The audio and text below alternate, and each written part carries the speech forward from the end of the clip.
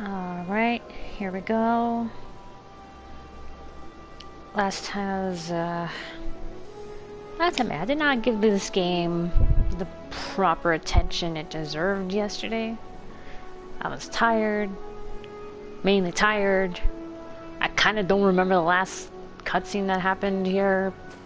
I remember talking to Hermes, but that was about it. That's all I remembered. Another beautiful night, yeah. So this time I am gonna focus. I am awake. I had tea. Jasmine tea with sea cream in it. It was delish. But I do remember Hermes, like, you know, being like, telling me his issues, I guess. I don't know. I remember that much. Oh yeah, and then we showed him the flowers that apparently, hey, I can feel sadness too. I'm glad Hermes saw the flowers. Thank you, Sari. It will help, I hope. Today will be difficult for him. What's that supposed to mean? The prodigal familiar returns, and after causing all manner of trouble while we were in our meeting, I'm sure. Shut up, Emmett. Oh, yummy. Yeah, no, it was good. And I also had Indian food today because today's a special occasion. Which is kind of why I was half tempted to not stream tonight. Because I thought, I'll just... It's my time. But then I was like, yeah, you know what, no. I'll stream. So, you know, whoever's on here watching feels special. Because today is my birthday. And I decided to stream for you. Just kidding. I could have just been like, nah, I'll do it tomorrow. But nah. I decided to play. And also because I felt bad for about lack... Oh god. I can't... I was gonna say lack of performance. That sounds like a guy problem kind of thing. Not a girl problem kind of thing. But you know. So... my lack of attention. That's better, I guess. So, here we are. Oh, happy birthday. Yeah, it was pretty good. I mean, as good as it can be in the middle of a weekday, you know what I mean? I still had to go to work. But, oh shit, that fucking bunny boy scared me. Popping up out of nowhere like that. But, yeah, I mean, it was pretty good. I have scheduled a appointment for that, to pick up the bird, or rather, you know, to meet the bird and see how we click. I'm really hoping we click, because I'm seeing pictures of him. The adoption place is like sending me pictures of him, and I'm just looking at him like, he's too cute. I can't handle it. It's too cute. So, yeah. Without even meeting this bird, it's like stealing my heart. I really hope it turns out alright on Saturday. But anyway, that's future me's problem for now. And I gotta wait until then. Alright, so, back into the game. Were you able to get some rest? Please do not hesitate to let us know if you're feeling tired. I worry we might exhaust your scarce reserves of ether. Do you think Emmett would care? I kind of don't think so. Verdict and execution. That sounds cool. An all too brief interlude, perhaps, but it is time I attend to my task. Next task. Praise Burb, good post-birthday present to yourself. Exactly. And pretty affordable. I mean, $300 for the adoption fee. I mean, as it is, birds are normally, like, pretty pricey, depending on the breed. Condors are especially pricey. If you've been to a PetSmart, Petco, I think I said before, like they go up to like $600 plus. So getting it for $300, and on top of that, like the lady said that she'll give me some toys and other familiar things that the bird was, you know, in his cage in over there. So that way, you know, he has some things that are what he's used to. So He's also a 6-year-old healthy male, definitely a male. Apparently they tested him both for any sickness, if any, because birds are pretty good at hiding illness, but he's completely healthy, nothing wrong with him. And they DNA tested him because it's very difficult to really tell a male bird from a female bird unless they get hormonal and act a certain way. But even then, sometimes they'll take up like the behaviors of the opposite sex, or if that bird happens to lay an egg, then you know for sure. So yeah, they said that he's a he, 6 years old. So I'm hoping that means that he's not very bitey. Normally corners are kind of nippy, like they have little nibbles on your fingers and stuff, but it should be gentle. I don't think he's outgrown the stage of being a biter. Kind of like how puppies are, I think. Yeah, they have that stage of like, they don't really know how strong a bite is until they learn from their like litter mates from playing with them, and they get too rough and the other ones don't want to play with them anymore, or they stop playing with them, then they know. I think that's the same with birds. They have that phase. The only problem is that they can fall back into that, I think. It's kind of weird, yeah. I've been looking into it too, like how to manage if I find myself in that position of having a bitey bird. So we'll go from there. Hopefully the most effective way is if he's already bonded or bonding with me. And then like the ways to like, you know, show him or show me, yeah, to show him that biting is not appropriate, not a good thing. And then it would really get into that message to like, you know, do not bite. Do not bite the hand that feeds you. Anyway, I digress with the bird news as I did before. I'm just excited to be a potential new pet owner, a bird parent, a parent. I've heard a lot of alternate names for that. Bird mom. Yes, I'll be a bird mom. Anyway, as I said, back to the game. Before I get too excited again. As Emet-Selch and Hythlodaeus are aware, we reached a verdict regarding... Oh, that's right. Those animal things that were killing the other animals like out of sport. They kill for sport. Regarding the fate of the Lycaons, 7 were created for observation, and 7 shall die, and all 7 must be made. There you go, unmade. Doros has followed the correct protocols, and as chief overseer, I can find no fault in his judgment. The Lycaons would disrupt the natural order, ravaging and consuming other species until they themselves starve and perish. They cannot be released into the wild, and they cannot be allowed to remain here in Elpis. I intend to petition the Bureau, the architect, to have the concept preserved as a restricted purpose hazardous life form. Hythlodaeus has pledged to support me in this endeavor. Yet whatever the Bureau decides, the existing Lycaons have served their purpose. Doros has already isolated the creatures and is preparing to carry out the necessary measures. I will join him forthwith. It is my duty to witness the conclusion to the study. If you are resolved, then we have but to accompany you. I'm trying to get a look at Meteion. I think right here is fine. Of course. Let us be off, then. We return to the main aisle. And down with it's interesting, and I'm here to chill and go with the flow. Oh, thank you.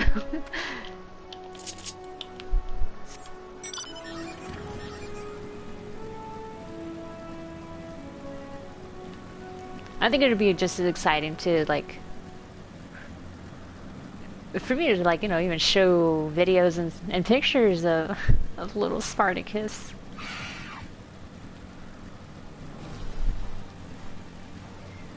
As a friend told me, they said, like, They were telling me like the name Spartacus sounds like a name that I would imagine a big bird of prey to have.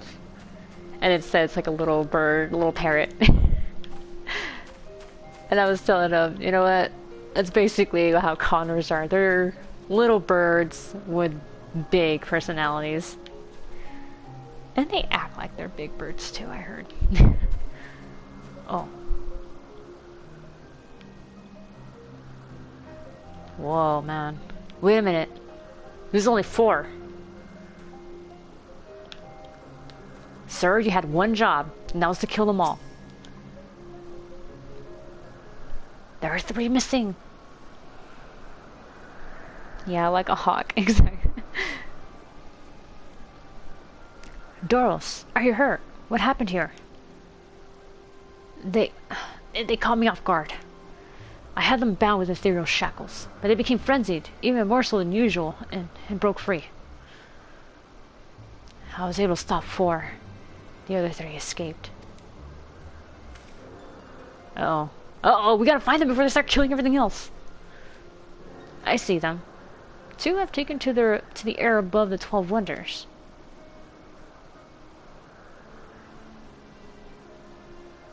The last is up ahead, lurking in the fields. You and Sari handled that one. The pair in the sky you can leave to me. Alright, looks like Emmett is also an excellent killer. You know what? No, he's always been an excellent killer of things, because you know what does he do later on? He does mass genocide of whole worlds. Oh god. Of course he's an excellent killer of things. Ugh. If this is how it must end, then so be it. Yep. It sure is, sir. I will render assistance to Emet-Selch, unneeded though it is.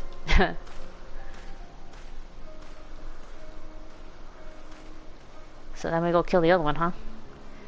Meteion, you're to stay here with Doros. But Hermes! The Lycans must be reverted. I would spare you their pain. And mine.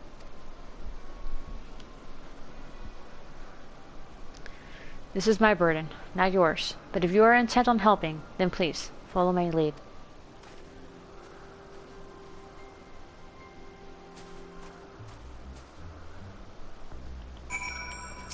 Meteion. Oh, she's on her knees. Stay with Hermes, Sari. He will need someone when the time comes.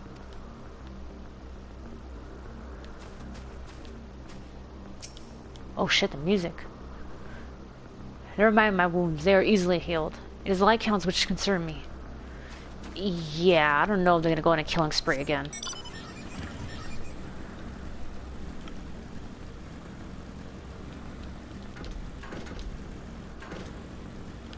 Oh, I see him.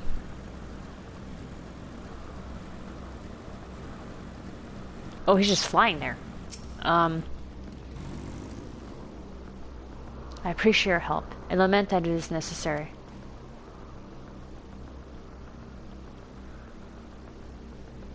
There it is, our quarry, within striking distance at present, but if it feels threatened, it may well flee beyond our reach. Here's my plan. You will approach slowly, in full view, and draw the Lycan's attention. Now I warn you, its abilities are as fiery as its temperament. Once it spots you, it will unleash orbs of flame. But fear not. By my measure, you are more than equal to the task. Withstand the onslaught for a few brief moments, and that will give me time to catch it unawares. Ready? Let us begin. Alright. Hello, Lycan. I approach.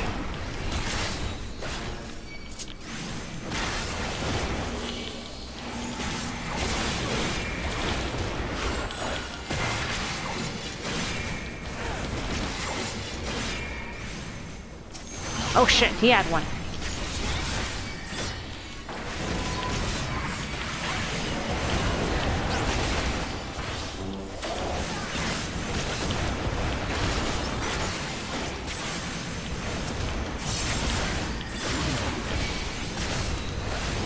Oh god, okay.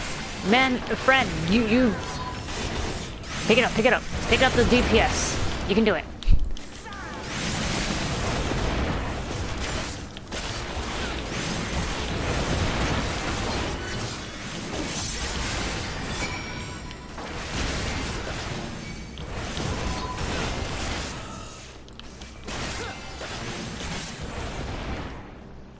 Alright, it worked.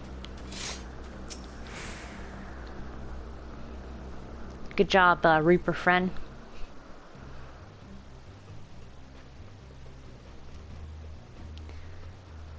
So are you done charging your attack?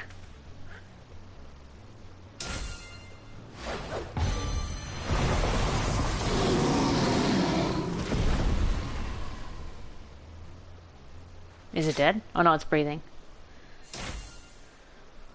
Hey, I kind of like that you had the actual, like, Hermes staff. Please, forgive me. May you and your kin find peace.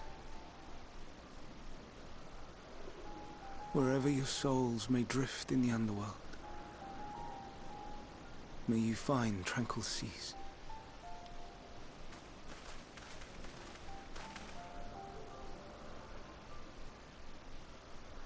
Be not forgotten, in concept endure, to reclaim form and one day live again. Serve not the star, or any purpose save your own. Live again, if that be your desire. This is different from the Fandaniel that we know. Hate, if that be your want. We are worthy. But leave your suffering behind. Lay down your burdens, be born anew. Fly high. Fly free.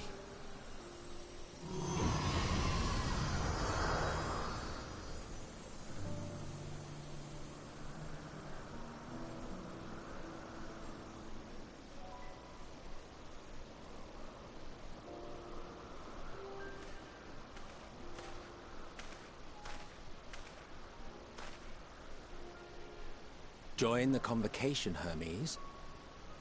Is this really the time right now, Emmett? You do not belong here.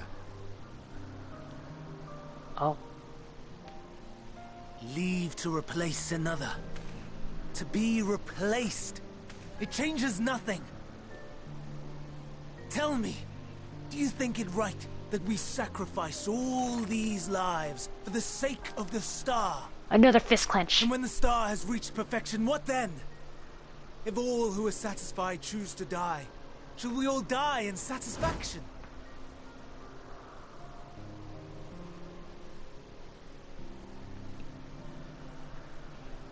I do not know.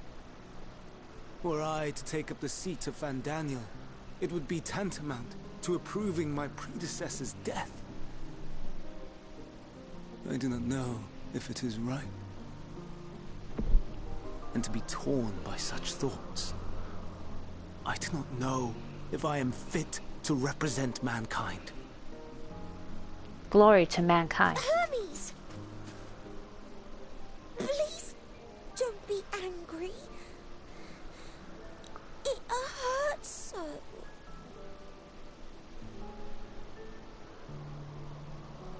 Forgive me. If you would still consider me in spite of everything, I beg some time to gather my thoughts. Meanwhile, Hythlodaeus, I fear I must trouble you to attend to the others. 'Tis no trouble at all. Take as long as you require.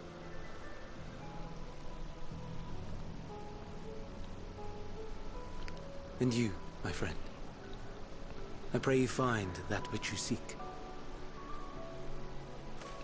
Oh, okay. See ya. I expect we have some few matters to discuss. Shall we return to the 12 Wonders for a time? Hanging out with you? Hell yeah. Count me in.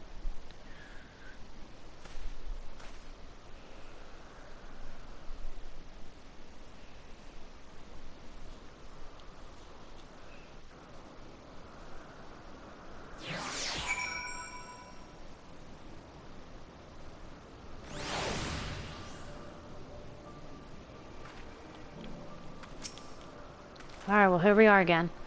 The other Lycons have been taken care of. The incident is resolved, and life in Elpis continues as normal, or ends, as the case may be. Rationally speaking, I understand Hermes' argument. No matter how well deserved the rest, there is a pang of sadness when a colleague leaves us. Yet never has a departure caused me such grief as Hermes appears to feel. What must it be like to experience such torment?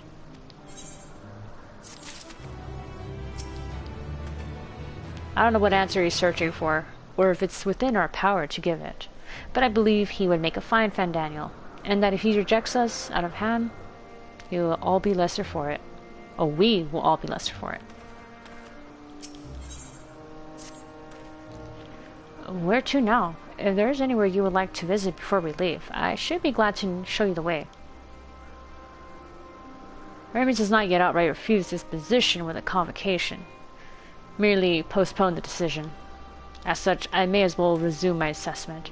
If we cannot accompany him, then I will content myself with questioning his colleagues. Ever the pragmatist. Then allow me to remain your humble guide. And what of you, Sari? Will you continue along with us? Yeah, sure. With you, specifically. Wonderful. Our fellowship travels on unbroken. I say we explore another part of Elpis, and see what new encounters there are to be had. If you would follow me, we'll first head back towards Ananorisis. I'm assuming the G is silent.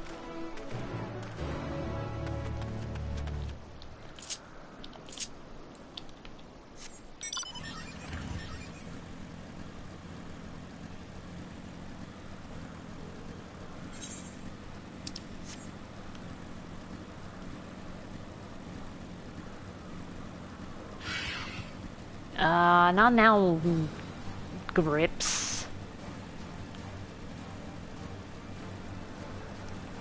And that's clearly a griffin, okay. Alright, how far am I going again? Oh, right here, okay. Man, I love this bike. At least it makes traveling fast, because, you know, on the ground, it's just fast. Faster than most mounts, anyway.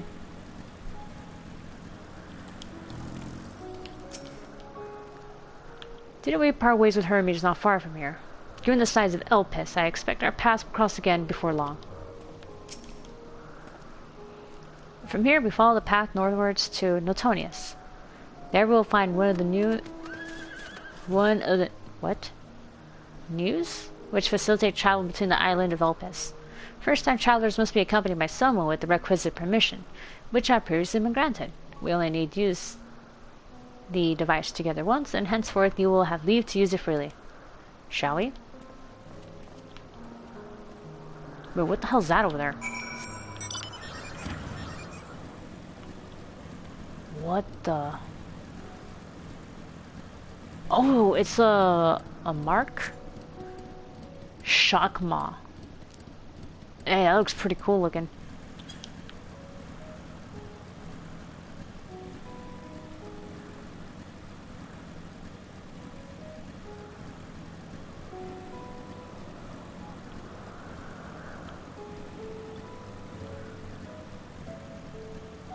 Alright, so this is it, huh? Unless the need is pressing, I won't be tracking Hermes with my ethereal sight. Just poor manners to spy on someone's comings and goings in such a fashion. So don't ask. Social conventions notwithstanding, perceiving ether requires deliberate and intense concentration, and we otherwise keep our eyes on the corporeal world. Okay. Here we are, Notonius. This news will take us to... what's with these names? Calamelios Zephyros, the western island. That's it. right there, looming large over us. Step this way, and we can sit and admire the view from above.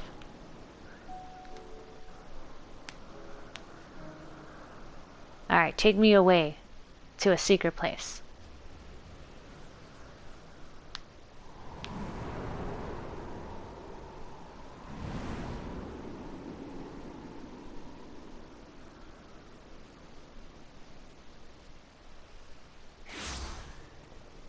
Hey, I didn't turn inside out. Cool. I present to you Calamelios Zephyros. Oh, thank you. Here you will find a number of testing facilities, as well as the observation hub of Poiton Oikos. Poiton Oikos. You mean I'm pronouncing my yogurt the wrong way the whole time?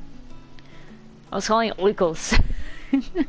It's Oikos? Oh fuck, I already forgot how he said it. Oikos. Right. Wow, I feel really dumb. Let's begin by... What's up?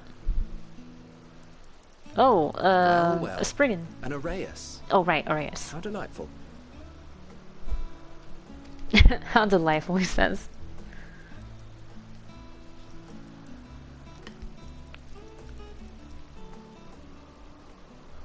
And what, pray tell, is that? A shark. Ah, Thing. that's a new species of shark. We approved the concept but a few days ago. Sharks are among the most popular sea creatures. Rare is the day when someone does not submit a new concept. At first, they were largely orthodox, consideration given to such things as size and environmental impact, and then a whimsical someone thought to bestow it with flight, another superior intelligence. And then the floodgates burst. Concepts with multiple heads, or arms, or legs, or arms and legs, and so on and so forth. It was getting absurd. A part of me wanted to tell them to go away and find something else to create, but in the end, I couldn't deny their passion. And here we are.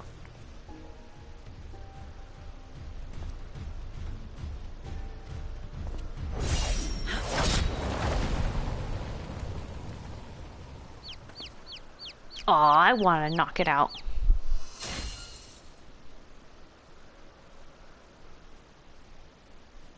That was too close. Are you unharmed? Well now, if it isn't a pair of familiar faces. Banar, that we should meet you here. Oh shit. Crystal Mommy?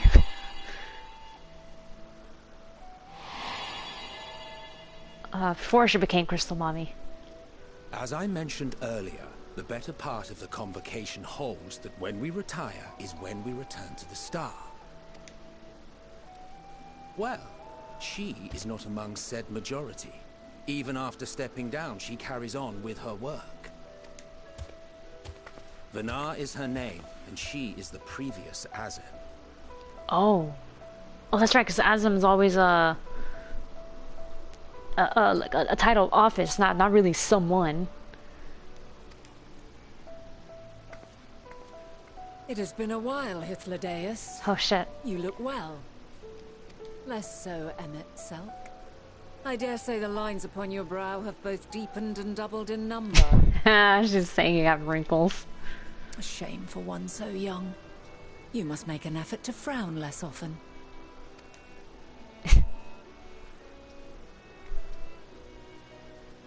Easier said than done, thanks to your unruly successor. He says with a smile. Look at this. How is she, if I may ask?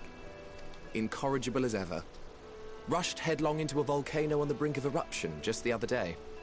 I should be glad to share the tale in its entirety later, if you're so inclined. I know this story. That's in this Shadowbringers side stories that you can find on the FF14 site. It's called. They have numerous stories that are considered canon to every expansion, where they explain what other characters were doing in the middle of like other expansions or before your character even shows up in some areas. In this case, what Hythlodaeus is referring to is that Azem, the current Azem, the one that your our character used to be before they got sundered, split. It's been said that there was an island, yes, as I said, an island that had a volcano that was gonna blow up, getting close to erupting and everything. And Asm goes, "Oh no, I can't have that happen." I mean, yeah, the people are, obviously in danger, but they also have really good grapes there. So part of their motivation to stop the eruption was because they wanted to save the island's grapes, because they really liked them. And on top of that, their method, which is how Hythlodaeus knows about it, is that, and also Emet-Selch, he does know about it because he learns about it later.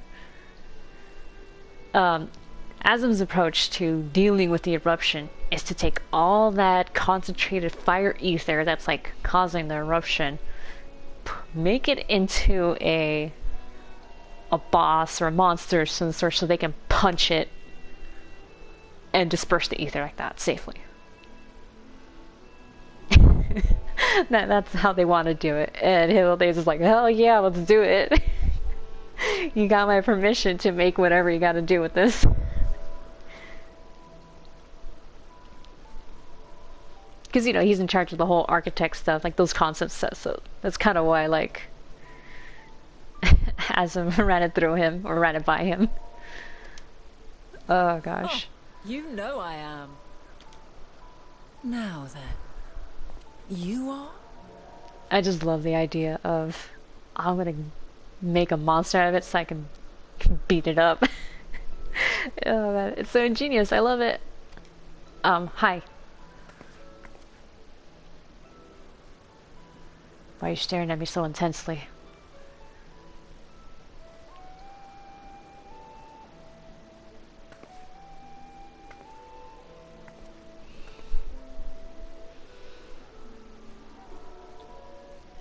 Yeah, yes? I say, have you perchance come from the future? How do you know? I mean, no, what are you talking about? I don't know what you speak of. I do not believe we have ever met, yet I sense my magic upon you. Magic? Therefore, if I wove the enchantment, I could only have done so at a later point in time. Is it the immunity to be tempered? Is that her blessing specifically? Because they always said the echo was like part of the reason why you don't get tempered and all that, and then you get the visions. Okay, maybe the visions, no. Yeah, no, maybe the visions are part of her magic? But in order for that to work is that you have to be someone who has already been sundered from the original world, I think. And then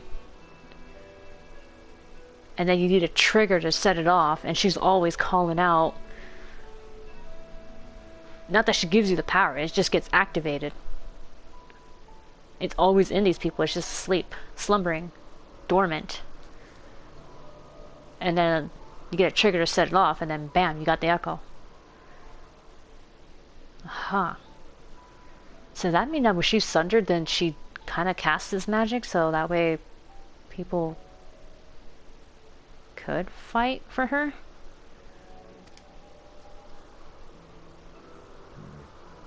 What manner of magic is this, if I may ask? Yeah, can you explain? A traveler's ward, of course. It prevents the corruption of one's ether. Oh, so that is only the extent of it. Okay, so she only stops you from being tempered. So that's the most of it. I mean, I don't think she would know by primals. Okay, well, let's just go about the blessing of light.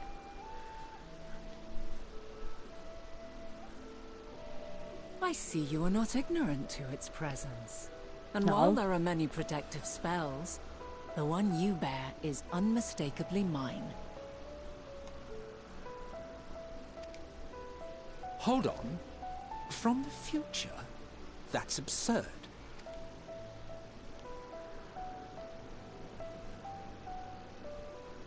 Oh, I can't confirm nor deny anything. What is it? Are you unable to speak of the matter? I shouldn't. The reality to which you must return exists as a result of the final days. You cannot reshape the past to undo the tragedies of the present.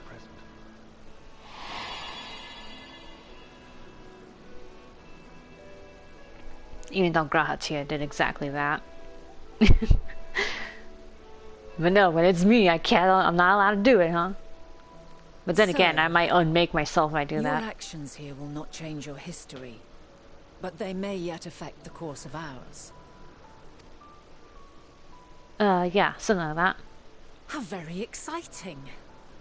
I'm quite fond of delving into the unknown, and there's naught more unknown than the future. Until a moment finally arrives, we cannot know for certain what will come to pass, regardless of our supposed foreknowledge. So you needn't worry for us. Okay. More importantly, that you should go to such great lengths as to travel unto the past bespeaks the gravity of your quest. Okay, that's good. Reveal it to us. Mayhap we can be of aid to your cause. Ugh. That would involve a lot of explaining, and I cannot tell you what happens here. What's with that sign? If this is true, then you've been keeping quite the secret to yourself. Oh, like you would have believed me. As a representative of the Convocation, I will hear it all. Your identity, purpose, everything. Oh, shit. Ugh, do I have to? Man, thanks a lot, but nah, you kinda like outed me. Why don't we move to a place more conducive to calm conversation? I've been working here for some days now at an old friend's behest. If it is agreeable, we may make use of my accommodation at Poiton Oikos. Wait, she said Oikos. So I was not pronouncing my yogurt wrong. We were meant to meet. I am certain of it. Else I wouldn't have marked you so clearly, and sent you unto myself in the past. It's precisely the sort of mischief I would get up to. And quite inspired, if I do say so myself. Huh.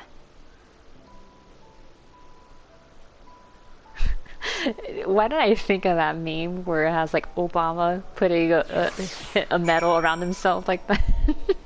I feel like that's what she just did to herself right now. Like, good job, me, for doing this. Future me and past me. Oh shit. I want to talk to you. You're the better friend. The future. Our future. I'm definitely curious to hear more. Oh no. And then this one's just staring at me. And there I thought you were a harmless stray familiar. As far as I'm concerned, this nebulous talk of future this and changing history, that can wait. First, I mean to find out exactly who you are and what you hope to achieve here. Okay. My apologies. Before we move along, a colleague has tasked me with a matter which I'd rather not leave unresolved. It involves finding a certain concept in engraved crystal, and a quick-fingered Aureus which made off with it. An Aureus, you say? I think we might have seen the culprit before being distracted by that business with the shark. Would you like us to follow its ethereal trail? That would, of course, lead us only to the Aureus. There's no guarantee that it has dropped or stashed away the crystal you seek. Please, even that much would be enormously helpful. While you're hunting down the thief, I can follow behind and scour the forest floor, just in case. Could I ask you to join the search? I would appreciate another pair of eyes to cover the land to the west of here. Sure. Many thanks. There's a small bridge leading to the Poiton Oikos. Let us meet up there once we've exhausted our efforts.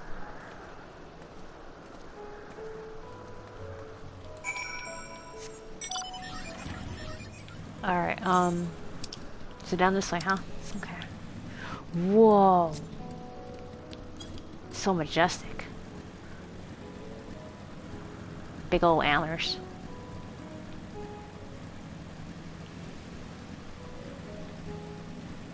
I don't see anything up here. Aha! Found it. Ah, I had the high ground. Bam. Here I go again. Excellent finder of things.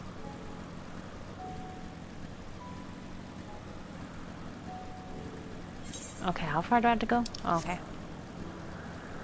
There's a lot of these big old majestic elk creatures. That looks like a minotaur. Oh, it is. Elpis minotaur. The Asms, both mentor and student, are a force to be reckoned with. I find them a delight personally, but they have a habit of making Emet-Selch look as if he bit down on a sour grape. It probably presents as vexing enough without adding the old Asm into the equation. And she wonders why these lines upon my brow grow deeper when she herself wields the hammer and chisel.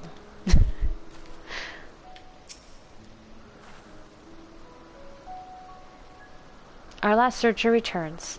I'm afraid the Aureus no longer had the crystal, nor was I able to find it as I followed in its wake. I don't suppose he's fared any better. Behold! What? A scintillating crystal upon which is stored some manner of esoteric concepts. Here you go. The crystal. Well done. Do I get a pat on the head? Aww. Wonderful. Now I can focus on your tale without that missing concept nagging at my mind. Have you always had a knack for finding things? Yep. I'm also good at killing things. I'm often been asked to do so. Yeah, it's true. Oh, you too. Some of us seem destined to always be searching. For ourselves and for others. Long ago, when I held the seat of Asm, I was forever trekking back and forth across the star in search of answers to people's problems. Naturally, the need for such journeys has lessened considerably since I entrusted the position to my whimsical successor. Yet I am still eager to come running should an old acquaintance or new interest require my personal attention. That is what brings me to Elpis, in fact. Many times has my presence been requested, my opinion sought concerning the habitat of this or that creation. Agreeing to help locate that missing crystal was a minor distraction, which now promises to become a major revelation. How strange and wonderful it is, the way one thing leads to another. Wouldn't you agree?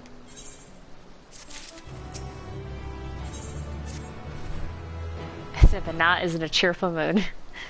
Thank you again for your timely help. Now then, 'tis time I return the stolen property. If you will go on ahead to my accommodation, I will join you as soon as I have attended to that task. Follow the path straight ahead to the building at the top of the slope. I have the entire place to myself, so we can speak without fear of being disturbed or overheard. Okay, Chris. I should call it Vanna.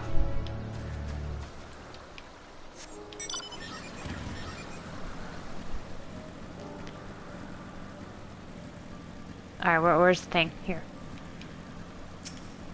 Alright, let's tune to this real fast.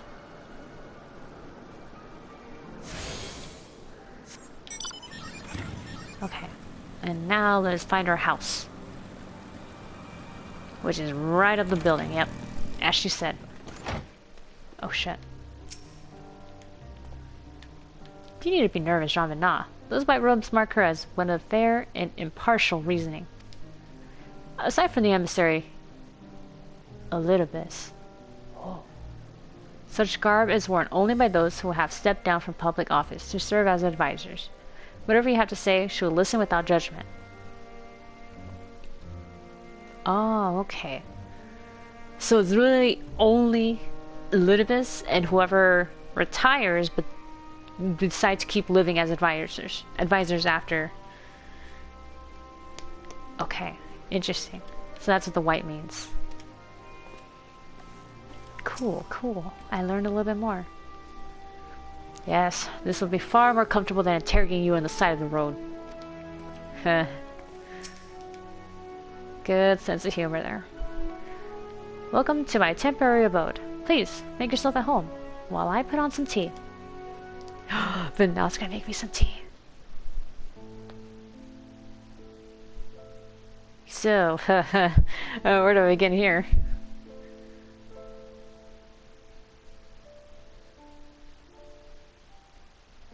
Did I?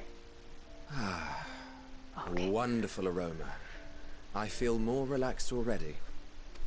Would that I had sweetmeats to offer, but I travel light out of habit. There's plenty of hot water though, so please have as much tea as you like. Ah, thanks. Now then, will you tell us your tale? Oh boy. Where to start?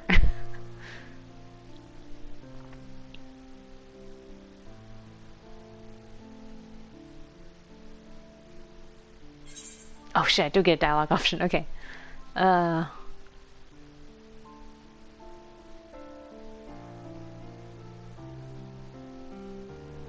Fuck. What do I pick from these?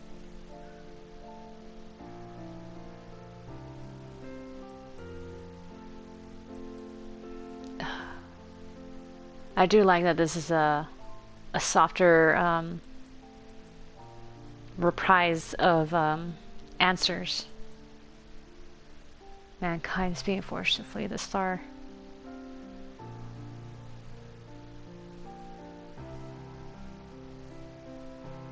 Okay, this doesn't sound nearly as ground shaking as these other two.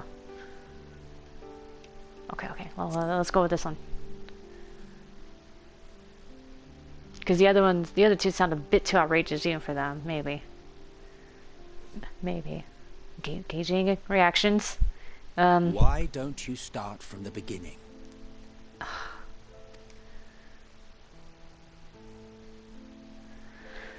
Okay, beginning. I first set out to Eorzea. I don't think they want us to go that far back.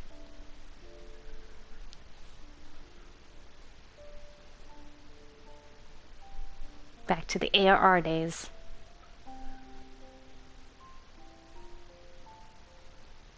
How do you even start from the beginning on this? Oh yeah, this is ARR. Meeting Hythlodaeus.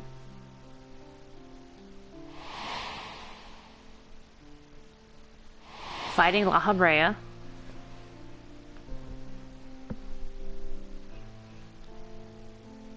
Wait, only fought him, we didn't kill him. Oh, Amarada and Emet-Selch. Oh shit.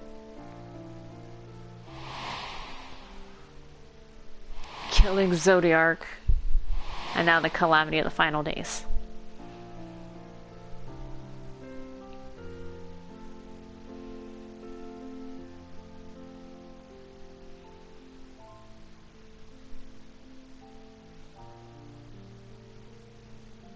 Preposterous. Utterly preposterous. See, I knew you wouldn't believe me. While not the words I would have chosen, I too have my doubts. Much of it borders on the incredulous. What of you, Vinod?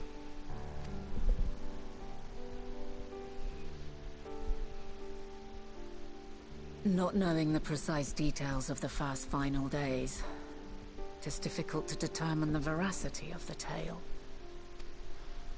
Supposing it is all true, I must ask myself why I would do what I did. Why would I feel I had no recourse but to oppose the 14 and create this Hythlodaeus? Circumstances change, of course, but it would not have been an easy decision regardless. That makes sense. Something obviously had to push her, and right now she feels like, why would I even do that? No. There must have been a reason. One compelling enough to force me to take such drastic measures.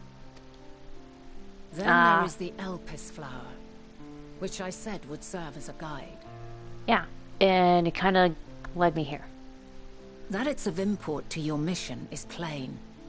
But your presence here leads me to believe that this place also holds significance. But what could it be? What are we meant to accomplish? Might it not be simply thus? In the future, whence she came, the final days could not be averted. Mankind has no choice but to flee the star. No! By alerting us to that eventuality, perhaps you wish to pave the way for other futures. Theoretically speaking, it is a possibility. But we Yet if can't that flee were the my star. primary objective, I see no reason to guide our friend to Elpis specifically. The capital and Amarot, or even my own home would be more logical destinations.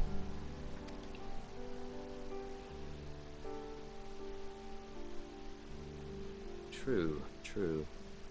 I note also that Hythlodaeus did not specify a point in time to which she must return. No, technically Elpis' ghost kind of helped me with that. By this, it may be inferred that it was not critical that we should meet. Alternately, she had reason to believe that our paths would converge, coincidental though it may seem. This is quite a puzzle, and we do not have all the pieces. Yeah, it's a lot of maybes. Hardly any. But we do have one immutable fact. If the final days are indeed as described, they will bring death to all that I hold dear.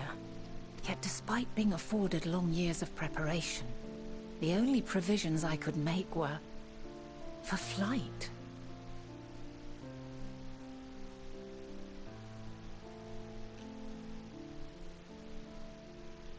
I think she's surprised that this is the Nay, best that she came up My with. first and foremost endeavor would be to find a way to forestall the coming doom. Given that even the 14 failed, mayhap you deemed it impossible. Nothing is impossible. This I have always believed. And if Hythlodaeus is indeed me, she would believe the same. That's reasonable. Listen to yourself. Are you seriously entertaining the notion that you are a messianic figure in some far-fetched tale? To be fair, you kind of thought you're still the same. For Zodiac. Well, I will not. I refuse to accept that our world could be undone by some unforeseen calamity. I also take offense to my portrayal as a megalomaniacal madman. To sacrifice oneself for the star is a noble act, and I would hold those who gave themselves to this zodiac in the highest esteem. Yeah, you would say that. Yet, you claim I recreated Amarot and populated it with phantoms of our people? A bizarre indulgence that would be insulting to their memory. Worse still, I even invited you there. Literally invited my own downfall. Why would I do something so idiotic and inexplicable? I mean, I had no idea either. So I was surprised at the invitation. Now, I will allow that the hypothetical task of restoring our world would be daunting in the extreme. The thought of having to bear such a burden for 1,000 lives horrifies me.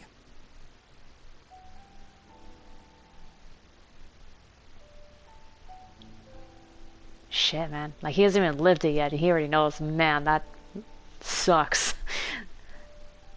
Ugh.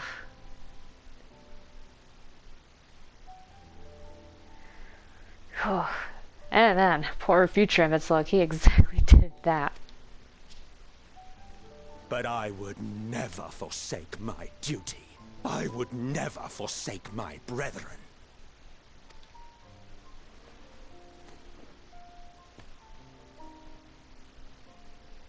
You do not know me. I've had my fill of your fiction. I will return to my duty, and you will not bother me again. That's fine by me. Emet-Selch! Wait!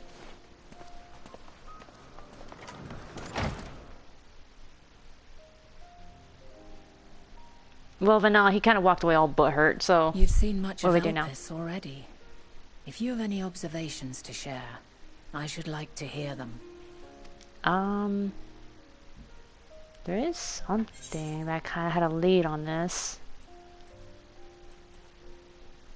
This whole Dynamis stuff, yeah. Fantasy hero protagonist. Yes. Oh, I love that name. The energy distinct Hello there. from ether. Though not my field, I have a basic understanding of Dynamis. And you say Hermes researched the phenomenon in the course of creating Meteion? Yes. I believe this warrants further investigation. Oh, hey. Yeah, it's my buddy. I'm sorry, I cannot pronounce that name. I can't read Japanese. I believe that is Japanese. If it's not, I'm so sorry. Fancy meeting another Final Fantasy fan over here. Oh, no problem, no problem. I've been doing this since... When did I start streaming? April. Yeah. April. And it took me this long to finally get to Endwalker. So it probably would have been faster, but I was playing other games in between as well. So...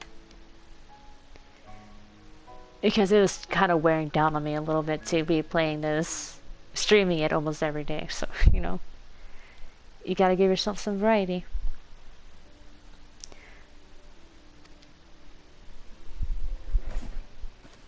With that Okay, lovely settled, sub. Glad to see it is people time playing. for action. Oh, thank you. Mostly FF7. Oh, okay. Yeah, I have not played it. This game is actually my only first legitimate attempt at a Final Fantasy game. Honestly, when a friend told me that, I wasn't even sure how to like it. I was like, I don't even play any Final Fantasy games. He's like, no, no, no, don't worry. This whole thing is its own contained story, so you don't have to worry about playing any other game to like get the things that's happening in there. I'm like, oh, alright, that's cool. And sure enough, yeah, he was right. All the basic world building and stuff, it's like, bam, laid out for you there. Oh, no, no, no, no, no, we're not doing that. Okay. Actually hit the button.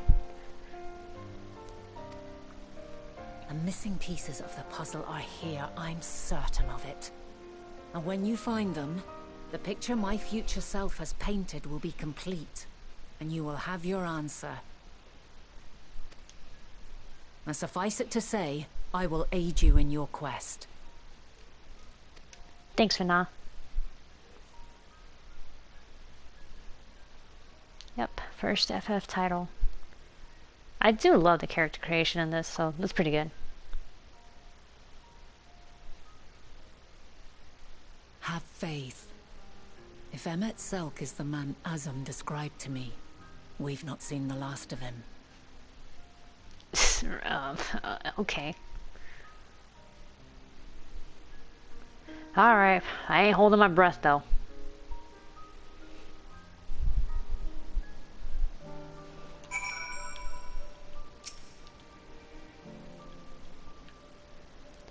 Alright, shall we begin our investigations then?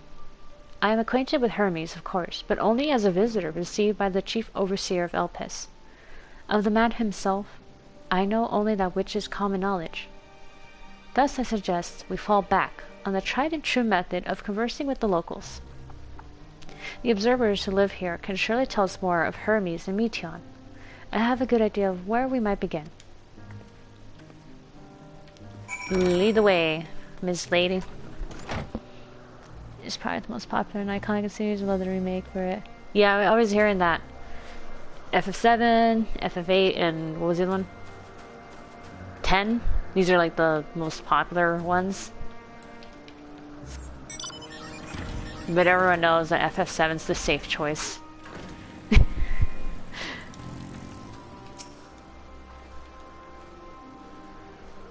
See the woman standing in front of yonder building. Her name is Ismene. She's the one who made arrangements for my stay in Elpis, and from what I recall, she has held her position here for quite some time. Chances are, she can provide us with some insights. Go and ask your questions. I will help with drawing out answers if need be, but I leave the choice of topic up to you. Okay. Oh, this lady. Hi. Questions? For me? Well, I suppose I have no other pressing duties at the moment. Oh, cannot be skipped. Oh, fuck. Okay. Here we go.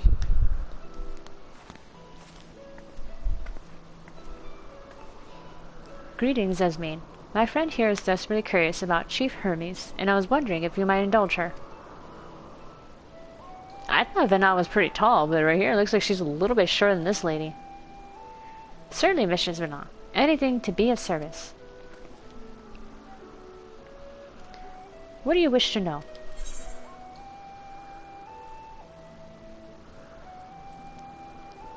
You can learn a lot about some of what they're into, so what are his interests? His interests?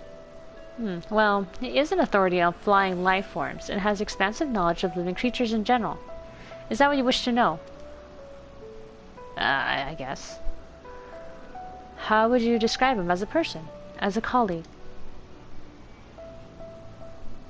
He is a quiet man, reserved, you might say, and occasionally somewhat poor with his choice of words. His reticent nature, however, does not prevent him from carrying out his duties as chief overseer. I hope that answers your question. Was there anything else?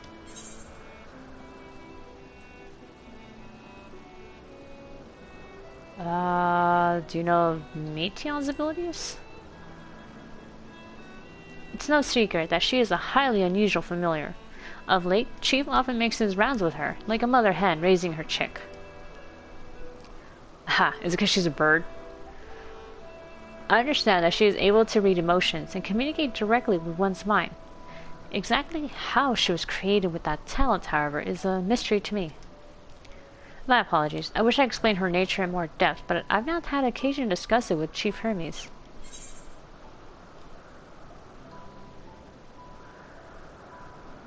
Do you wish you knew him better, or do you trust him? I would assume that she would trust him, so maybe knowing him better. The chief may not be the most gregarious individual, but he engages with us as is necessary for everyone to perform their duties. I wouldn't want to intrude upon his privacy for the sake of curiosity. Though, if you wish to learn more about Meteion, you could try speaking with Timaeus, another expert in the creation of flying concepts. He should be conducting his observations on the banks of the stream, somewhere to the east. Oh, and unless you have a particular joy in rambling discourse, I suggest you keep your questions concise. And we shall keep that in mind. Thank you for your patience and your insight. Think nothing of it. If there is aught else you need during your stay, please do not hesitate to ask. Come, Sari. I think we've taken enough of Esmeen's time. It's kind of underrated in the community because the number of fans just 6 F as single player titles. Oh yeah, because there's an MMO, yeah. Which is funny because there is quite a bit of relevance, or at least shoutouts to the past games in this game. Even the one past it, FF15. There's the crossover event that happens occasionally, where you get the regalia card. Heck, I mean, even this, like, this is a reference to the... This is a reference to FF7 right here.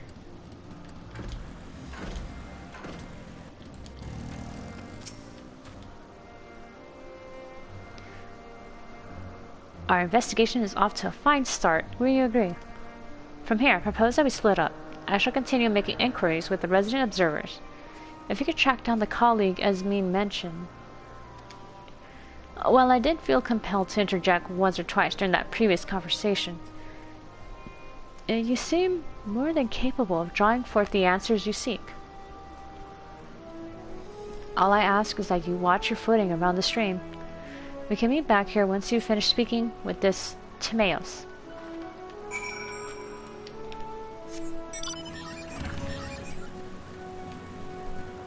Alright, where am I going? It's that way, okay.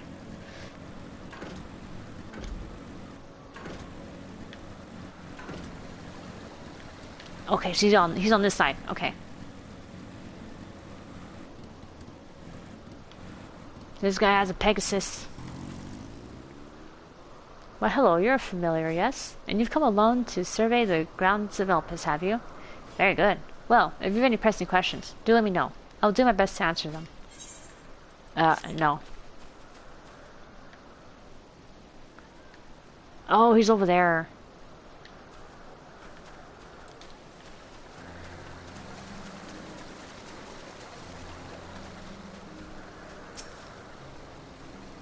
Yes, yes, I'm Timaeus, but please keep your voice down. You'll startle the birds. Oh no, not the birds. Oh man.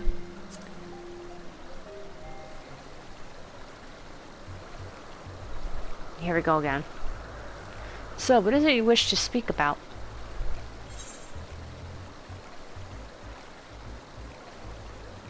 I'm not going to question him on that, but what is his opinion on that? Because people love giving their opinion, so. Chief Hermes' work. A worthy subject indeed. Oh, I was about reading it again. Those beings which soar through the clouds, majestic and graceful, are ever a favorite of creators. Even now, with so many varieties of existence, the flood of newly imagined concepts continues unabated.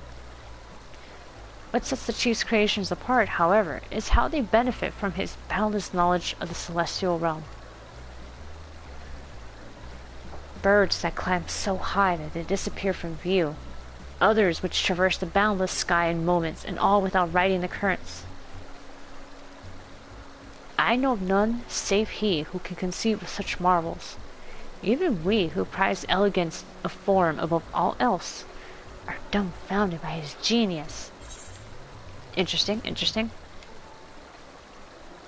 So Meteion as well as a marvel. My opinion on that matter would be superficial at best. Despite my admiration for Meteion as a concept, I have never delved too deeply into the inner workings of her nature.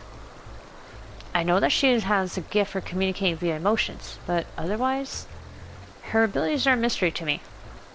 If Chief Hermes should choose to submit Meteion's concept to the Bureau of the Architect, then will the design be registered for public scrutiny. Analyzing a colleague's creation before that step is frowned upon, to say the least.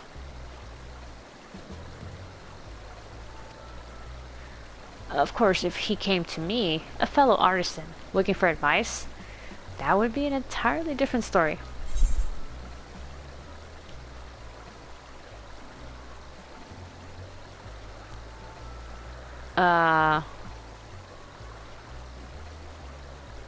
Shit. Oh, this one's picky. I mean, not picky, but tricky. That's what I meant. That's the word I'm looking for. It's tricky. It's tricky. Do you know Dynamis and Entelechy's, or should I tell him? Fuck. On one hand, he might feel a little insulted. It's like, fuck, I don't know that. Or he could be at this like, no, like, don't act like you can. I'm begging you for telling me about this.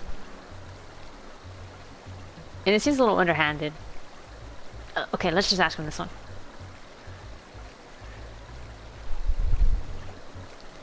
Dynamis and Entelechy's. Those terms do sound vaguely familiar. Was there not a flower made here in Elpis which exhibited properties of one or the other? It must have been centuries since I last heard anyone speak of such things. Has there been a resurgence in interest? So he wouldn't know about Meteion's nature. Then why bring up the subject? I'm glad that you saw my insight, but I cannot afford to neglect my duties for the sake of idle chatter. Now I really must return to my observation. Surely you have your own tasks to attend to? I didn't fail this, did I? No, I didn't. Okay. Honestly, I wouldn't know if he was going to give me a good answer either if I tried explaining it to him.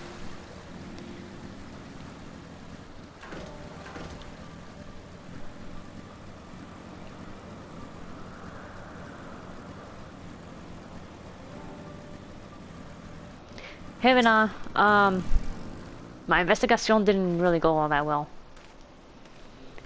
Back already? That was quick work.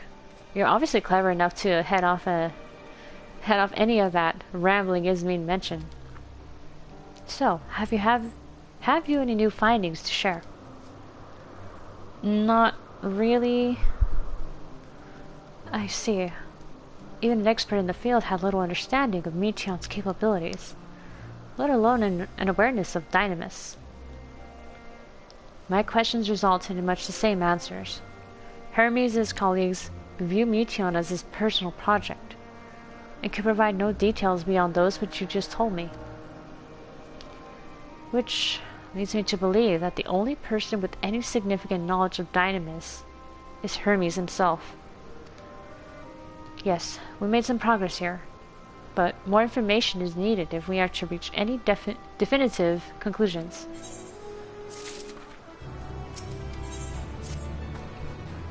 At present, the strongest link we have to the final days is the power of Dynamis, and the intellect which can control it. Yet, most scholars are only vaguely aware of these terms, let alone study them in any depth, except for Hermes, it seems. Thus I am inclined to stay our current course, and learn all we can about the Chief Overseer and his familiar. And on that subject, was there aught else of note you can tell me about Meteion, aside from our unorthodox method of communication?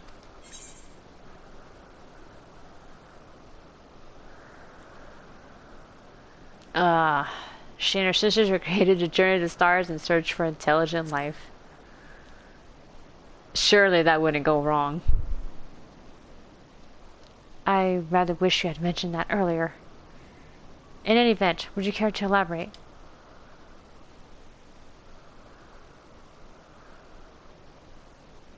So these siblings of hers now travel the great expanse in search of deeper meaning. Thank you. Though the mystery at hand remains unresolved, I feel you've touched upon a vital clue, one we should keep in mind as we continue. Next, I propose we take ourselves to Peripetia Crystalline, not far from here. Just follow the path to the west.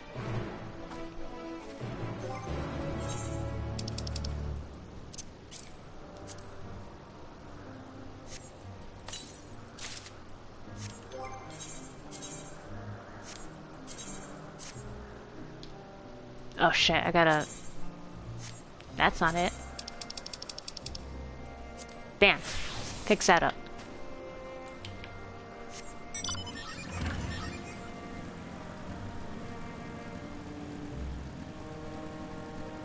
I'm assuming it's that... Whoa. Big arch.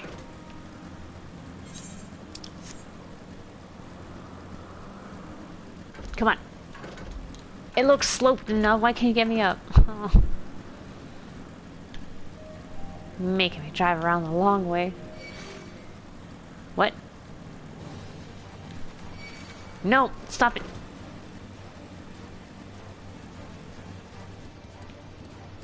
Whoa, did you see that? I climbed the wall. Alright, bye. Oh, but then again, it's not that high up. Alright, we're here.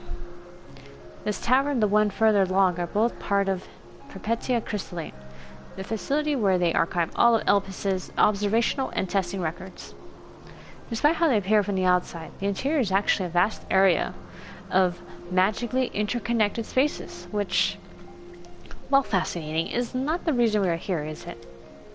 I shall cut my architectural lessons short, and see what those two archivists have to share. If you can find someone to speak with over at the other tower, I shall join you there anon.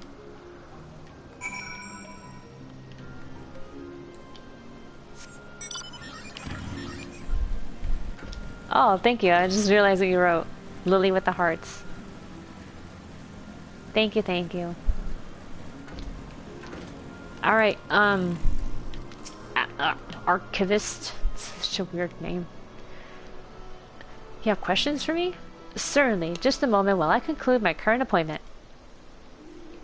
Yeah, be gone with you, the other guy.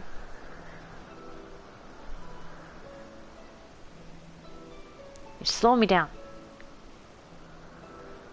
Indeed, so if you have provided a comprehensive log of those behaviors, we should then have sufficient data for our official records.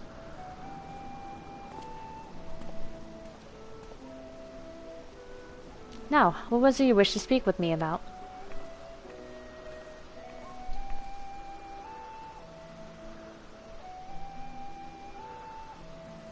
The Chief Overseer's personal research project. And by that, I assume you mean Meteion?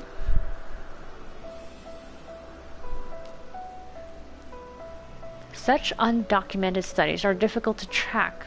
After all, hardly a day goes past without seeing a researcher trailed by one creation or another.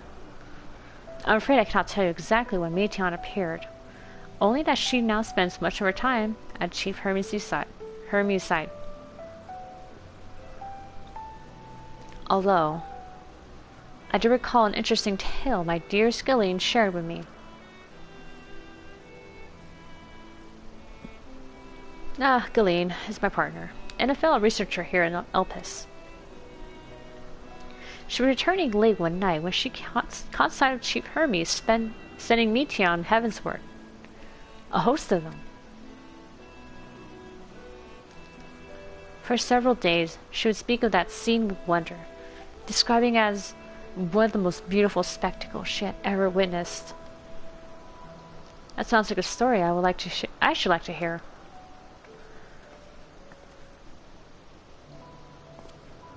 Mrs. Renan, I thought you had already returned to the surface. Permit me to thank you again for your invaluable contribution to our concept placement proposal.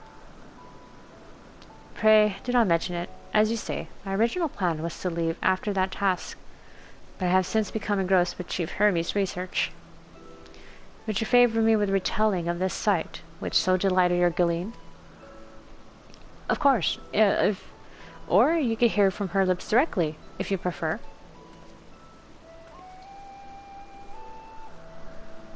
At present, she should be observing a subject in Meteion, Thalassai. She does enjoy her time there, watching the sea creatures hunt and play, gazing upon the salty waters of the water's oceans, recreated in such sublime detail. I imagine you must find similar joy in indulging your boundless curiosity, Mistress Renan. Even though such pursuits must continually and regretfully delay your return to the star. Indeed they do.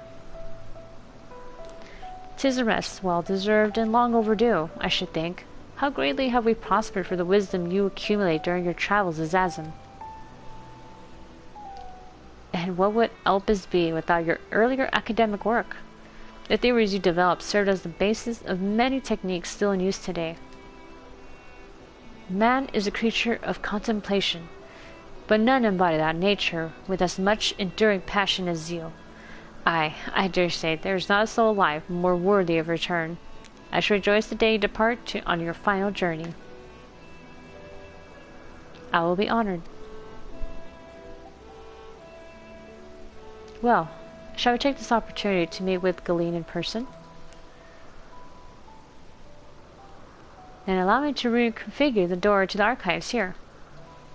It will take you up to the Skyway and spare you the need to avoid hostile concepts on the ground. That would be most helpful. Thank you.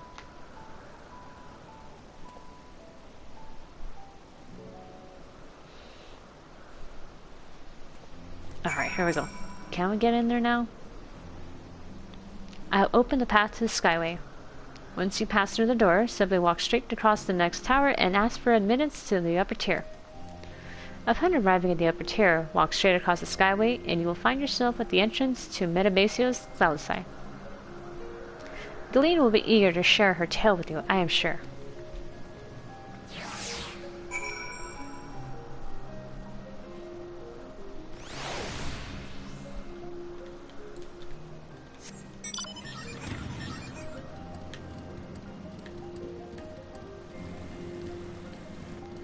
Oh, wow.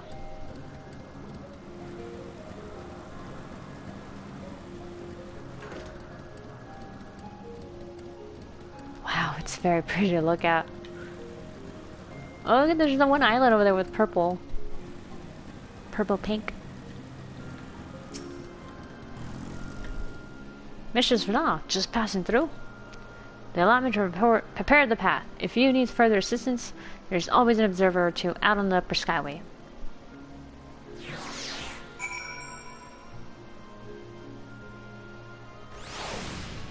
Are we there yet?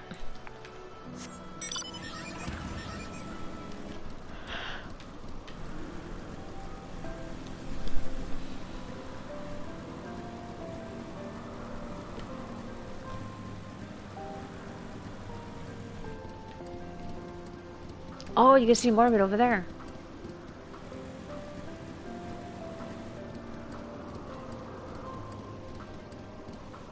Oh, look at that. It has little twisty spires like Amaranth. Oh, that was the entrance. That's where we came in.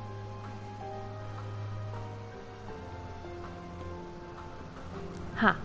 Mistress Renah, I was not told to expect. We would have prepared an official welcome. Please, there's no need for fanfare. I only wish to speak with Galeen, if that might be arranged. Oh, yes, Galeen, of course. I will inform her immediately.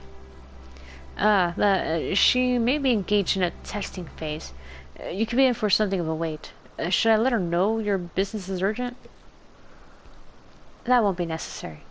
This lovely view will keep us occupied until she is ready to receive us.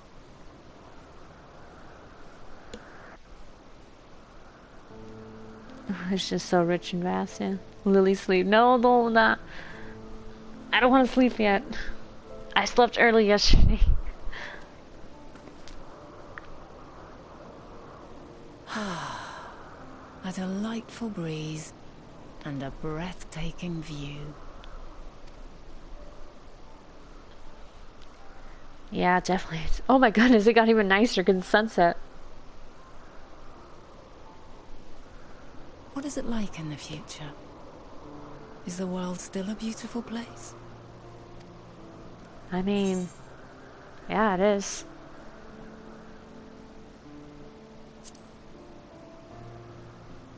There's a lot of beautiful areas I've seen on the source. I swear I could hear the glimmer in your eyes and the adoration in your voice. While we wait, will you not tell me about your adventures? Well, not the portentous events which led you here, but the simple delights all your own.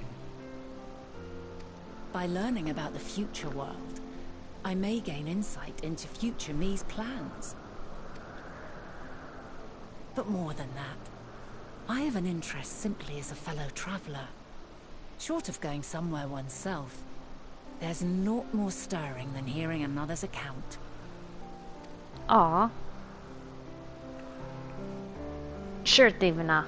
I got a bunch of adventures to talk about. Nice game. Oh, thank you. Even though it's mostly cutscenes right now. Hopefully I get to the dungeon soon.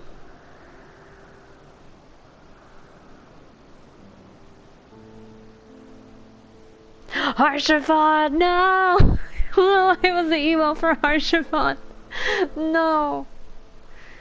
Oh, all this hurts. Incredible.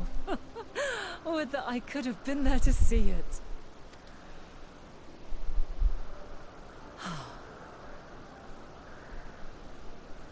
Yours is a harsh and unforgiving world. Yet in spite of this, your brethren hold fast to their virtue. Yeah, the signs are great. The light of mankind's potential still shines, even in that faraway place. It gives me heart.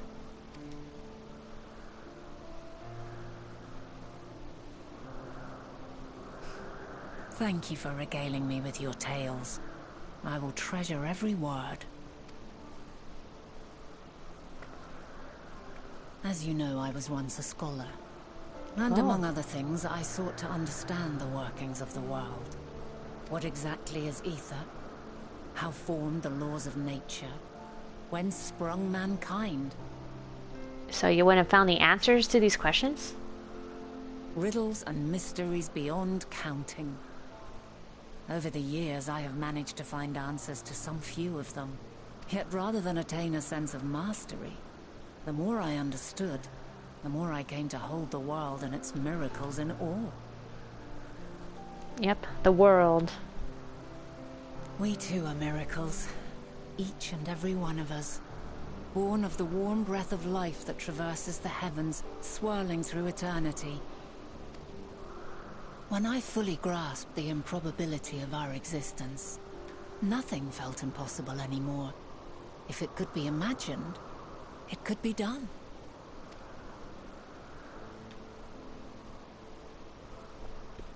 A passion swelled within me.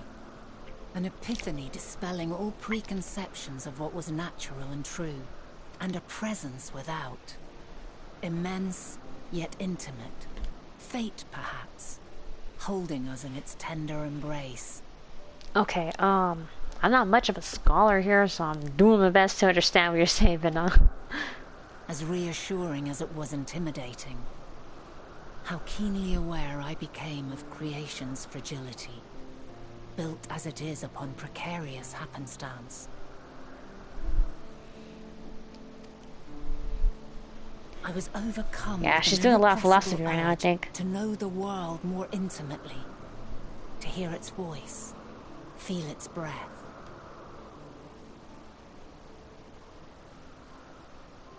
Hear, feel, think? Oh no. I ventured forth on a journey that very day. So very long ago now.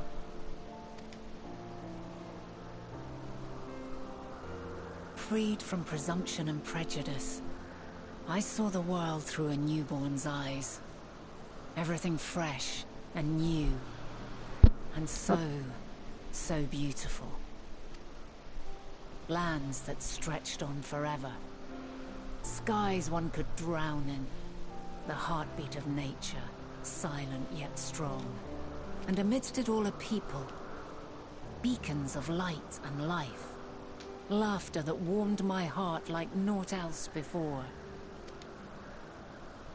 They are my meaning, and my purpose, my love. And so long as they need help, I cannot return to the star. Oh shit. Perhaps my future self is still waiting for it. You're not wrong. The moment she can let go and walk unto the end. Safe in the knowledge that man will find his own way.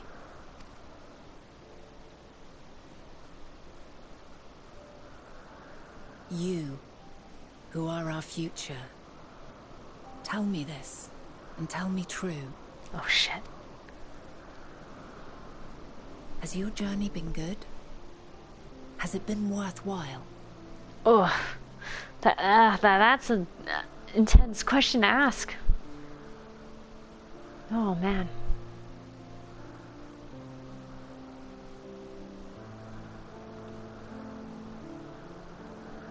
Am I just staring her down? Oh. Pray forgive my lateness. This lady interrupted. My observation subject was rather irritable, and it took a while to settle it down. No need to apologize. Your work takes precedence. Besides, we had a pleasant conversation in the meantime. You're too kind. Now then, I'm told you wished to ask me some questions. Oh, beautiful. Thank you. Indeed. I've an interest in one of Hermes' creations. Meteion. You witnessed a host of them take flight, yes? Oh, that! Yes, I did. 'Twas in the Hey. dark of the morn. I'd left the Thalassai after nocturnal observation. She has the same hairstyle as I do, just brown hair. As I walked along, I spied a bright light climbing high into the southeastern skies. Then, in an instant, it was gone. Like a shooting star, only rising rather than falling. But then another shot up. Then another, and another. Intrigued, I made my way to the edge to investigate. And who should I spy on an isle to the south but Hermes and Meteion, the Meteion, rather. There were lots of them, and I realized they must be the shooting stars that I'd seen. Doesn't her name kind of also mean shooting star? Dazzling Meteion? spectacle indeed. Have you spoken with Hermes about this? Oh, yes. The sight left such an impression on me that I approached him about his mystery project the very next day. Alas, he said that he couldn't reveal anything just yet, that he needed to conduct further tests. It shouldn't be long now, though. He often returns to that isle, and I have a feeling he's nearing a breakthrough. Not that much of a breakthrough when you...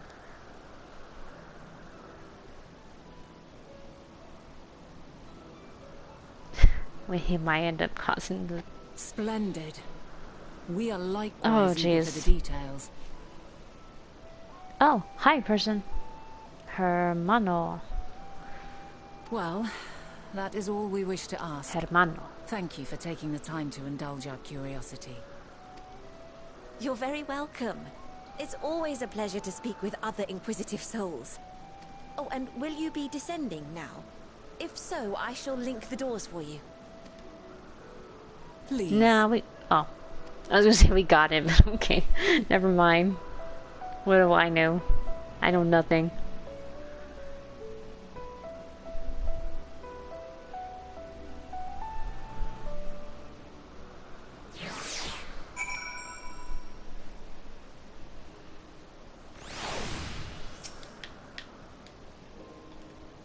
So another piece of the puzzle falls into place.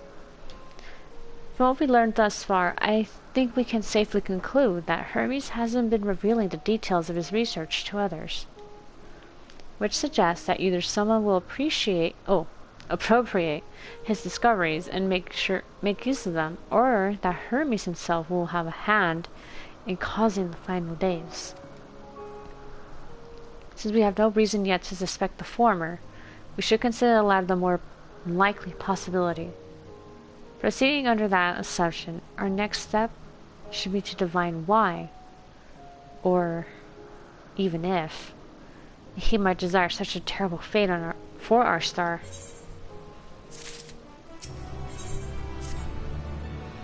I should like to visit the site from which Hermes sent forth the Meteion.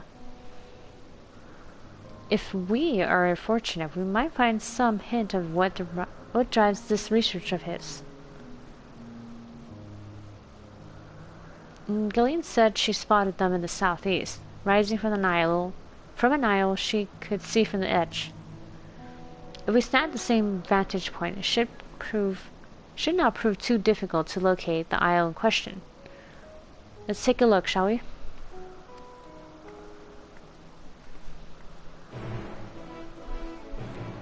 Alright, let's go to the vantage point. Vroom vroom.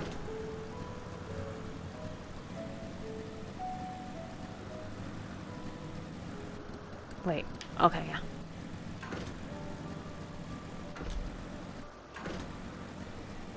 Alright, how far do I have to go? Oh, God. Oh, crap.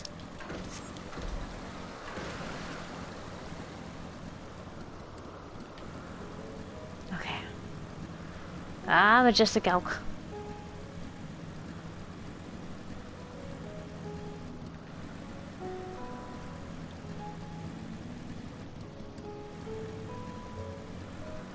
Oh, gosh.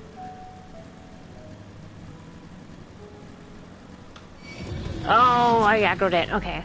No, it's fine, it's fine, it's fine, it's fine. I was trying not to, but okay.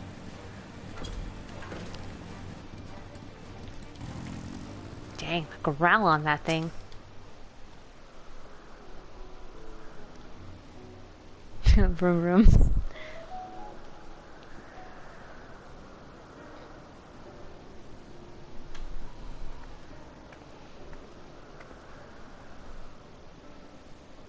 Now, if I were conducting some mystery research, where would I go? Away from everyone else? Ah, what about that one? I have you the means to fly, just quite a distance away. Not really. Inconvenient, but hardly an insurmountable problem.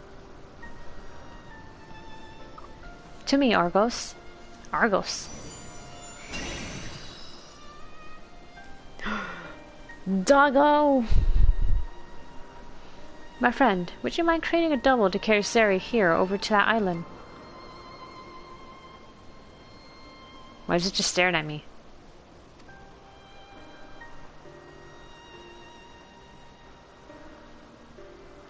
Stubborn creature.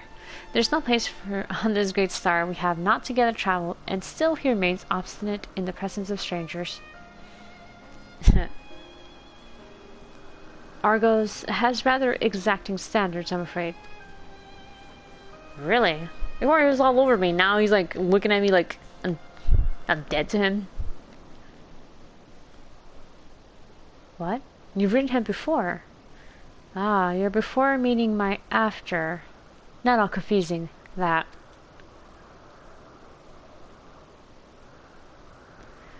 Interesting. Just certainly not unthinkable. But speaking of the here and now, this quick solution is for us to face off in a sparring match. Oh. Is that really a good idea? Demonstrate to him that you are capable of holding your own against me in battle.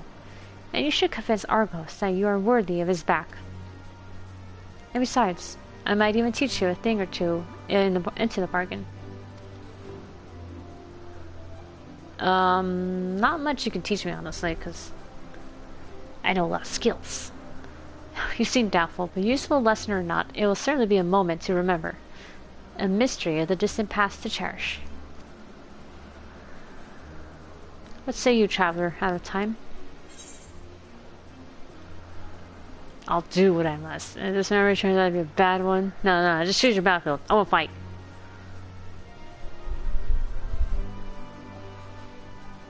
I admire your confidence. Clear your mind and prepare your weapons. I will await you at the clearing over yonder.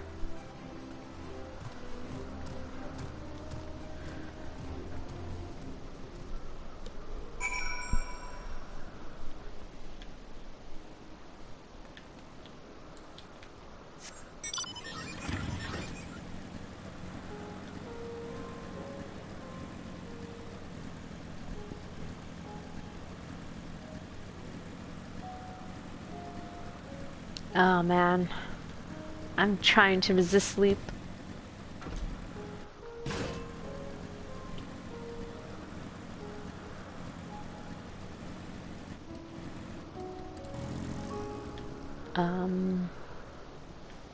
Oh shit. Okay, I remember this. This was the solo instance.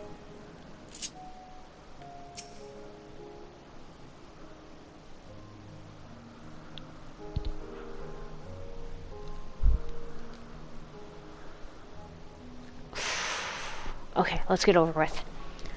Shall we begin? Be warned, I'll not go easy on you.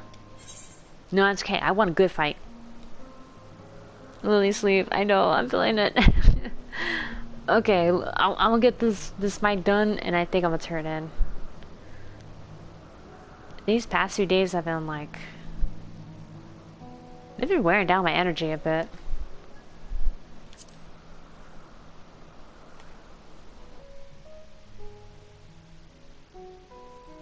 I won't cry. Oh, what is this song?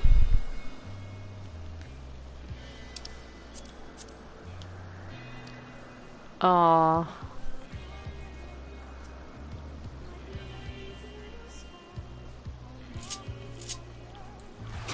Okay, making sure I get this on. Oh, I almost don't want to fight her because I want to listen to the song. Background music plus, yeah.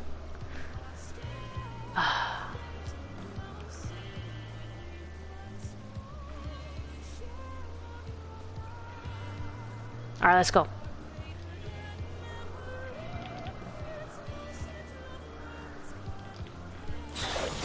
Neither side holds back. Alright, let's do it.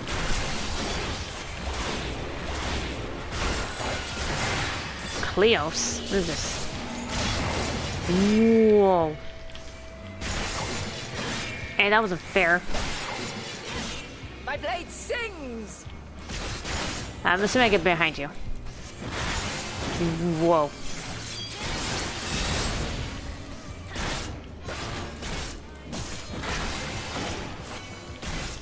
So what is this? Are you like a paladin right here, or what is this? True blink? What? Oh, snap! No, I'm safe here. Oh, what? I wasn't... Oh, fuck.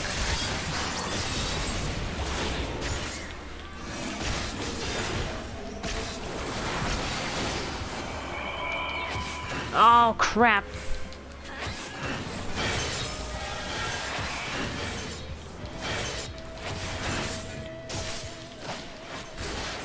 My blade sings! Oh, shit.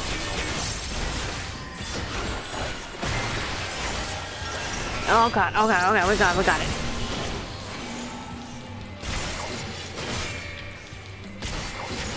Impressive.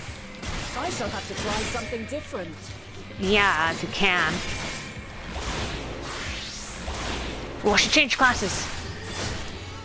Oh, she's a dancer.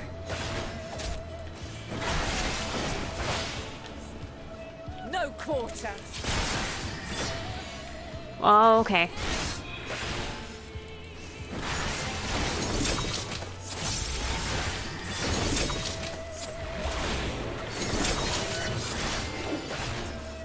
Alright, we got it. Have a taste. Oh, crap. I don't like this. Oh, God.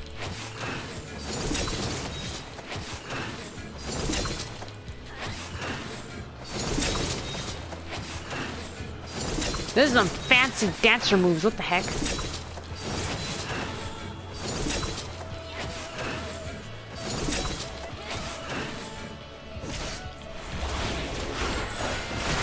I see you won't be easily overcome, but neither will Magos mantle? What does that mean? You changed class again. You're a healer.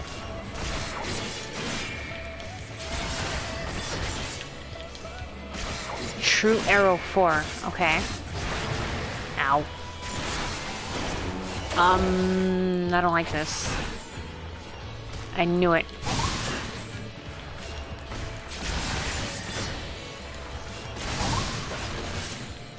Prepare yourself.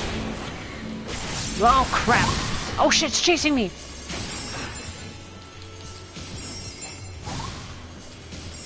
You can't catch me. I think.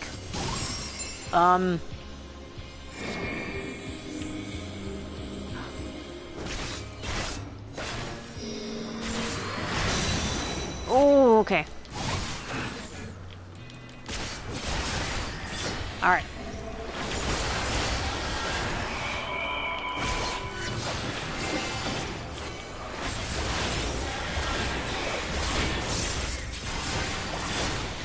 Oh, what the hell?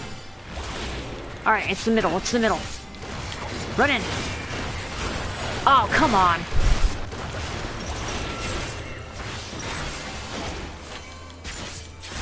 We've only just begun. That's okay. You can't take me down. I'm a tank.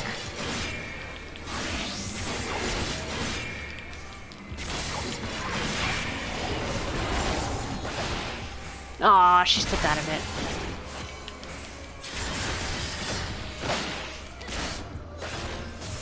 Oh shit, the safe sides were over here.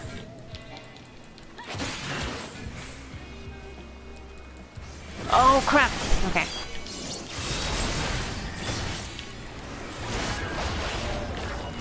Very well. Let us move What? to the final. Oh. Alright, that one's dead.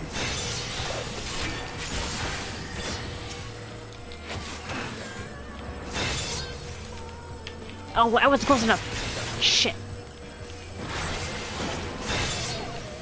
Oh, I got damage down.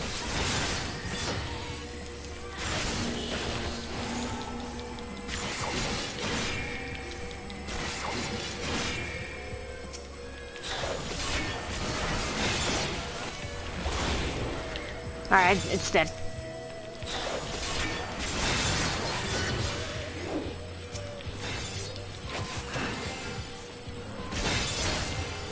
Alright, come on, come on, come on. Oh gosh.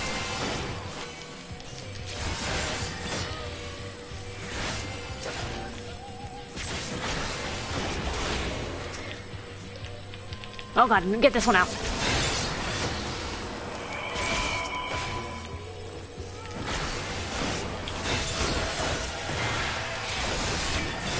Oh, come on, Steve. Kill him, kill him, kill him. Oof.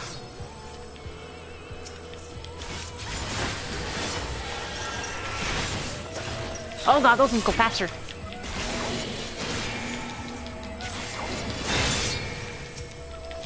Stop. Oh. Oh man, these ones are tankier. Okay. Alright, we got it, we got it, we got it, we got it. I will not power up your LB3. How you like that? 0. You can't hurt me, I got Blackest Night. Break your chains, shed your burdens, and show me your strength of will!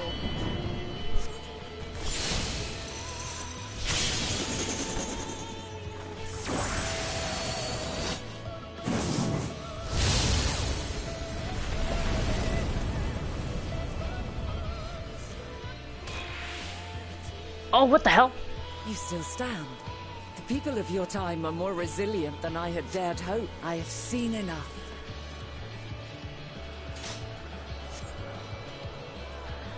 Are we good? Oh, okay.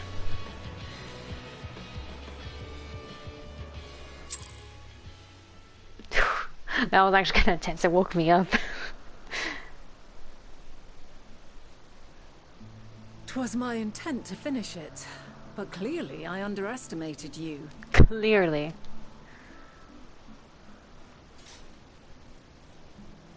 One would think I never learn. I made the same mistake with Azem when we first sparred. Despite being less than half my age, her strength was astounding. As is yours. Good job, past me. Claim you have weathered considerable hardship. Far more even than your tales would suggest. Hell yeah. It seems we have both learned much on our journeys.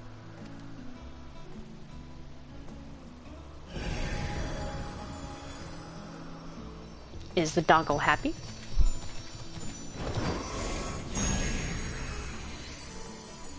Oh yeah, he's happy. I have pleased the doggo. Well now, I dare say he has warmed to you. A boon to be sure. He never forgets his favorites, and is ever eager to come to their aid. Aww. Hey.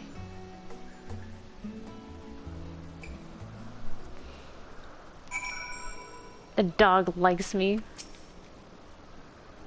Argos will soon have us standing on the very spot where the Meteion made their departure into the night sky. With luck, we will learn something of Hermes' intentions. My hope is that we find no connection, no festering wish for oblivion. Then, we might have Hermes and his considerable expertise working for us, rather than against us. One can only hope it was that easy. A flower upon your return.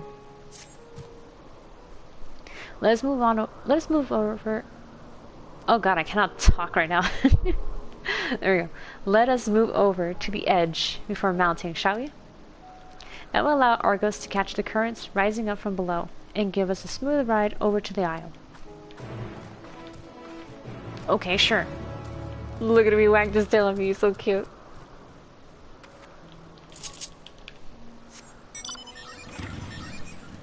Alright. Oh! Ether current. Come here, you. Eh. Okay.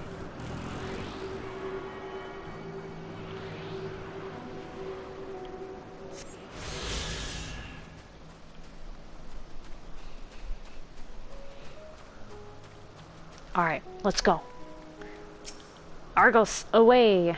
Argos motions to his back with his muzzle. You've been given the go-ahead to hop on.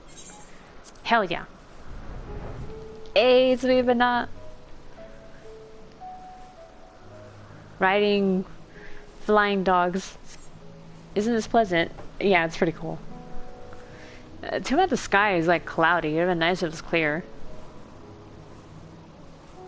No, actually, aesthetically, that's not too bad. It makes the gold pop out more.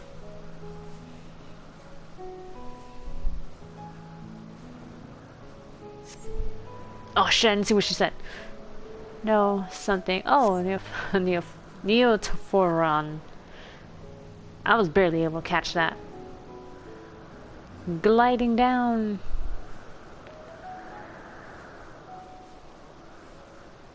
Oh, the name of that tree. That's what it's called? The Neophoron? Okay. I was looking at this right here to read. Brace yourself for the landing. I wouldn't want you tumbling off the last moment.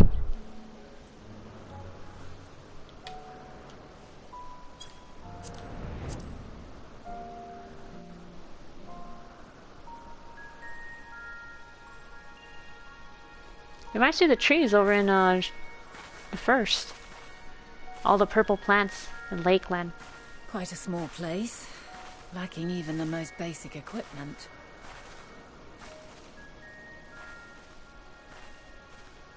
It's pretty though. The present may yield no clues, but we may yet try perusing the past. Have you done this before? I've had involuntary flashbacks, yes. So you cannot control the power freely. Worry not. I shall assist you. What? Come and stand before me. Okay. There are two ways to see the past. The first entails peering through the walls of the soul in the moment a subject is recalling a memory. Oh! So that's how a lot of the flashbacks happen. Because they talk about this and then it flashes back into the moment that they're thinking about it. Oh, okay, that makes a lot of sense for all the echo flashbacks. The second requires no subject, and is instead a process of piecing together an event from ripples left in the ambient ether.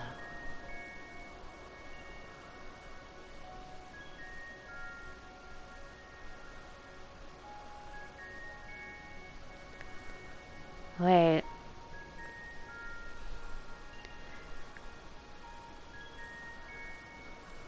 I think... Wait, would that even apply to that one echo flashback we get of, that we get, like, for Heaven's Word? There was that one where we look into the past and we see the knights from 1,000 years ago. I mean, there's obviously no one around to recall that event.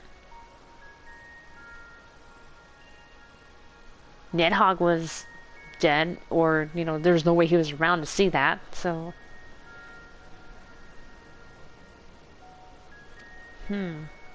As memories are etched upon the ether of the soul, so too are they etched upon the ether of the world.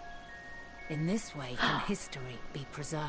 Oh, so it is that way, okay. So that's how we get the echo visions. Alright, that's cool. Such memories are given to fading, however, and can prove challenging to visit. I see. But come, let us try. Close your eyes.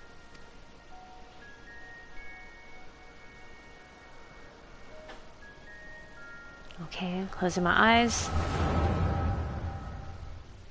Oh man. A voluntary echo vision this time. Oh wow. All units fully functional and proceeding on course towards their respective stars. Estimated time to completion of survey is 108 cycles. End of status report. Severing connection with shared consciousness.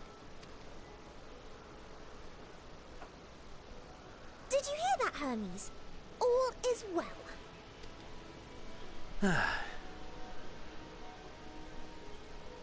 Yes. Good tidings at long last. Every step of the way, I've been reminded how little we understand creation. How the universe defies imagination. But soon we won't need to speculate. We'll know the answers. What others live for. Oh. Indeed. And we'll owe it all to you and your sisters. I wonder what answers we will get. Whatever intelligent beings that exist out there are bound to be vastly different from us. Diverse in form and culture. Possessed of unique ways of thinking. Their conception of life and its purpose will be no exception. Completely and utterly unlike ours. Oh, Utterly man. unlike. How? I have no idea. Yet whatever answers we receive, I will not dismiss them out of hand. No. I will think earnestly on them all. And I will share them with our people, that together we may contemplate our own existence. That's probably not a good idea. Usually that leads to existential crises. Oh, fuck. Perhaps then our star will become a better place. Not only for man, but for all life.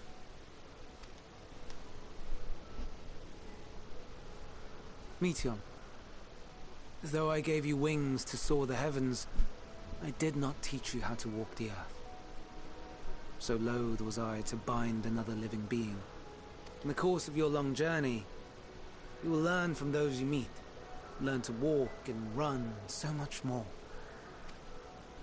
And when you return, older and wiser, we will have a celebration to mark your homecoming and coming of age both. Will there be apples? Covered in syrup? And how are you supposed to eat them? Rather than food, perhaps a flower. Yes. Upon your return, I will gift you a beautiful flower.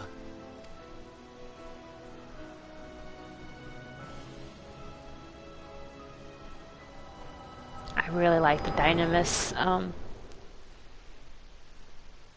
music track that's playing right there. It's just so good. Well, that answers that, or what his true intent was. So, The meaning of life. what is your opinion?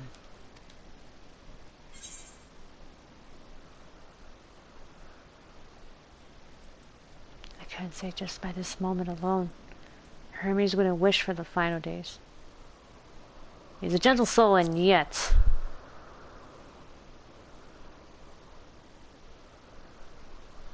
I understand. He is a gentle soul, and well-intentioned. Yet it does not take ill intent to beget ill. We must consider the possibility that something may have gone awry. What a cute cat girl. Oh, thank you. Perhaps it was oversight, or simply an accident.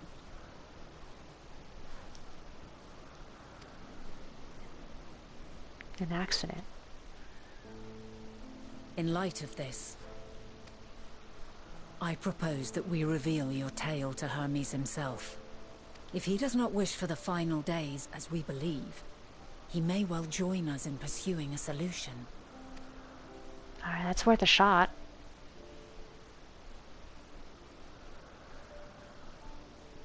Then it is settled.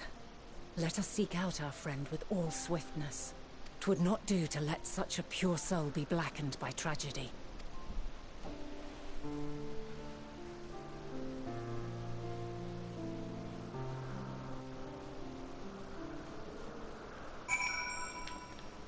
Oh shoot, look at all these other people here.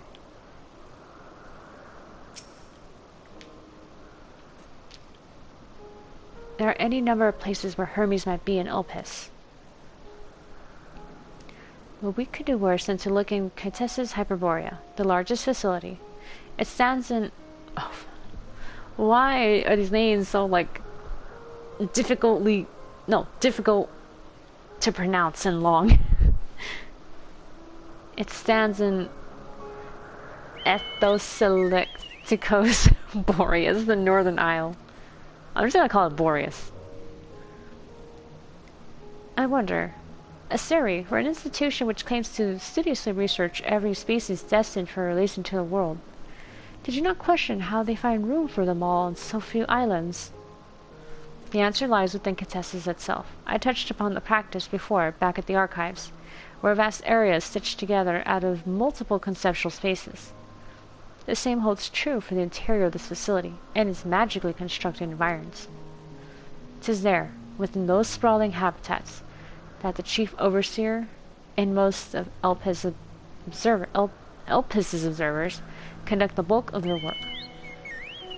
Come, the simplest route is via the Neos north of the Poetin Oikos. Okay. Wait, how far are we going? All the way across? Okay.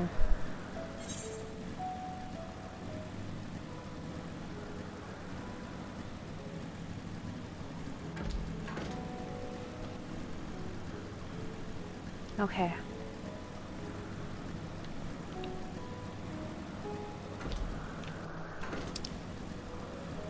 Alright, we're making good time though.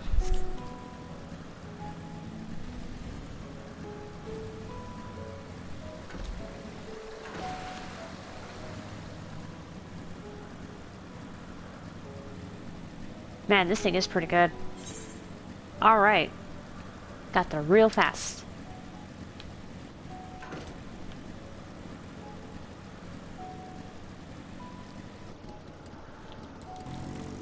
Wait, where's she at? This appears to be the teleporter I've not told you about.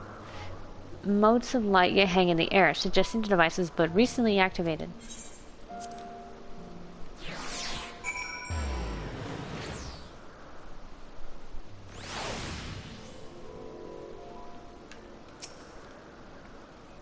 Ah, good. The Neos technology is my guest. You should now have the authority to use it as you wish. As for the way to Hythlodaeus Hyperborea, we follow this path, then turn left at the crossroads. Oh, that thing.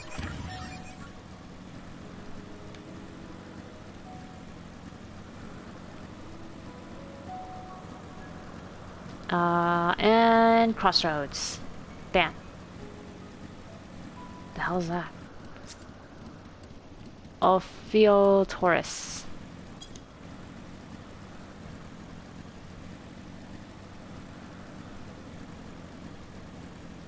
Okay, we're here.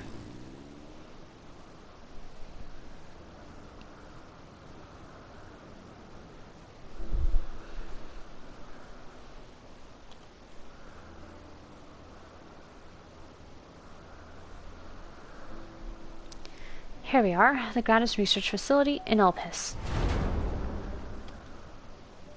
Why did it sound like someone opened the door? Hermes is at another facility, as we have just discovered. Don't tell me it's... Oh, hey, Hythlodaeus. My buddy, my pal.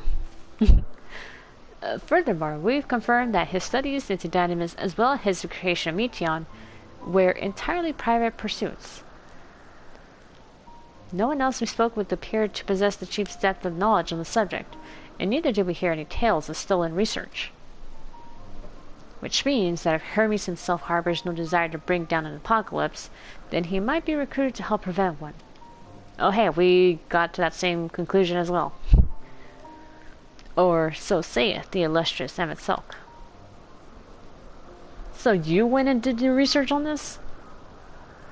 The hell? According to your story, the 14 divined the connection between the celestial currents and the final days, but were never able to pinpoint the root cause of the calamity. With our people's greatest minds, not to mention Hythlodaeus' sharp eyes, committed to the pursuit of a solution, such an outcome seems inconceivable. Emmet Daddy. It's Emmet Daddy and Crystal Mommy. The only possible explanation is that the nature of the catalyst was so inexplicable that even we fail to perceive it. And what better fits that description than the invisible, intangible dynamis?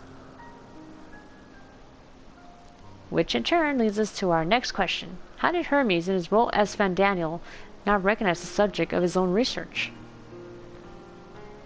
We must assume that he either knew and was unable to help, or that he was otherwise prevented from identifying the cause in the first place. At this juncture, all we can do is speculate. To be clear, the Convocation does not tolerate acts of deception or malice. We are practiced at perceiving the truth, and would have known had Fandaniel lied to us. Hermes has no conscious wish for the world to end. Of that I am certain.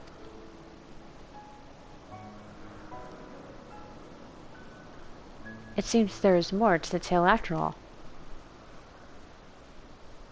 True. We conducted an investigation of our own, you see.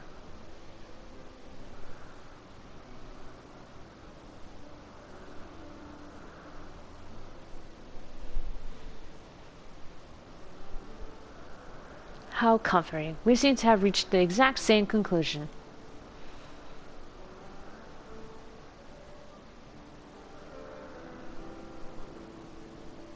Why did I get an alert for this on my phone? Okay, weird. I picked up some drinks earlier from a place, and it's like, now it's telling me hours later, hey, rate your experience. Oh man. I see no reason to delay further. 'Tis time we brought Hermes into the fold, as it were.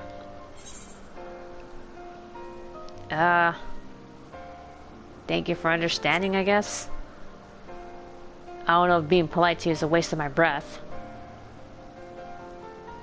Save your thanks. I did not say I believed your ridiculous story. Oh, fuck you then. But as Emet-Selch, I have a duty to examine any potential threat to our existence, no matter how ludicrous or personally offensive I may find it. Oh, okay.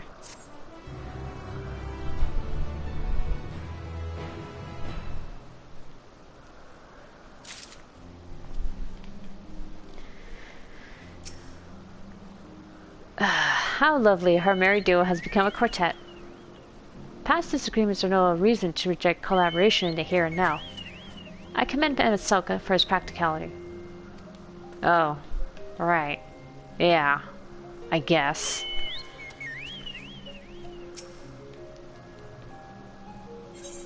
Hythlo, can we continue this? I think the time for leisurely exploration has passed. If I might have a moment to adjust my vision. If you're wondering about that, that response that I said about saying, well, fuck you, I'm saying it in character as my character, because she would say something like that. She's not someone who'll get too sentimental about anything. And as far as she knows, Emet-Selch, while she understands his reasonings for things, was someone who hurt a friend of hers and, you know, had the big old showdown with at the end. So, yeah. So her, like, what's the word? I can't even call it an attachment because it's not an attachment.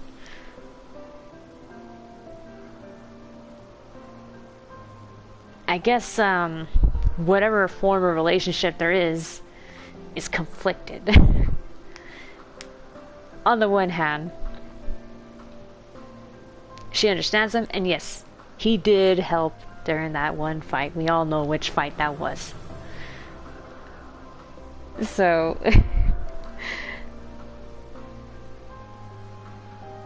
and sure enough, he he actually did help, so yeah. And even here, he has his moments of being nice.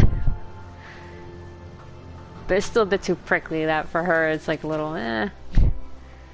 Which kind of pushes more to the conflicting thing where it's like whenever she feels like, okay, he's actually cool, then he kind of acts like a certain way. It's like, okay, no. You're exactly as you were back then. Well, back on the first Shadowbringers. Oh man, here we go. I took the time for leisurely explanation if is past. Oh yeah, I already read this. My bad. There he is. On the next aisle over, Meteion is with him. Hermes appears to be in the midst of an observational study, but I suggest we hurry over before they venture elsewhere. Head straight down the path and we can teleport to Mesopsis Euros from the device at the bottom of the slope. Okay, cool.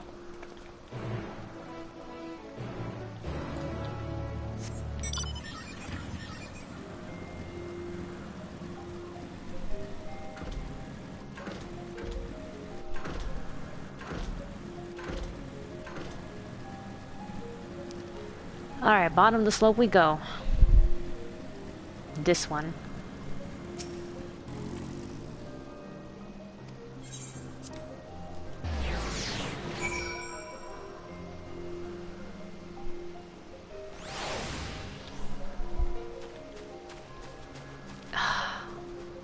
Do I dare talk to him?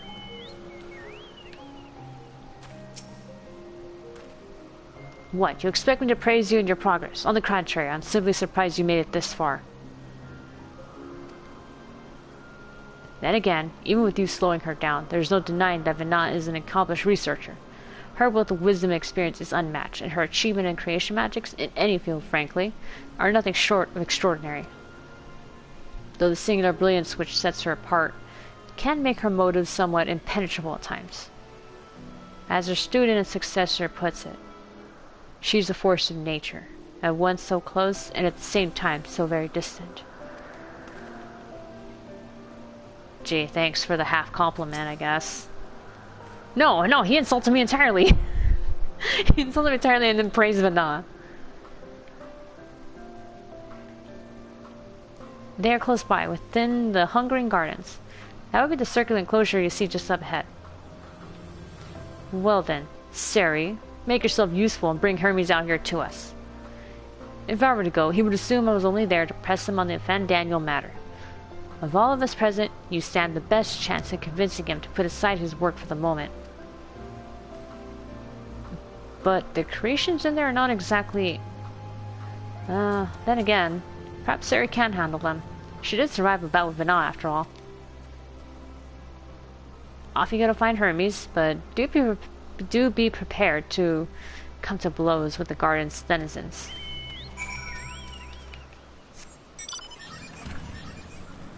Now he's making me a delivery girl. Well, no, an errand girl. No, wait, no, I'm a delivery girl because I'm fetching him. What? Whoa. Hi. You're a big boy. For a looking ugly one. Alright.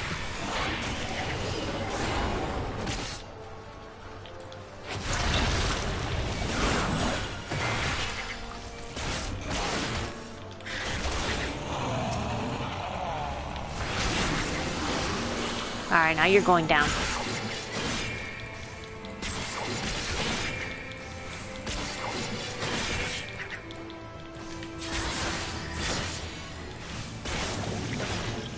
Alright, come on. A little bit more. There you go.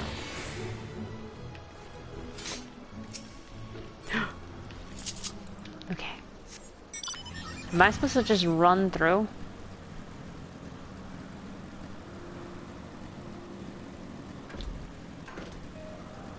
Oh, okay. Shadowbringer!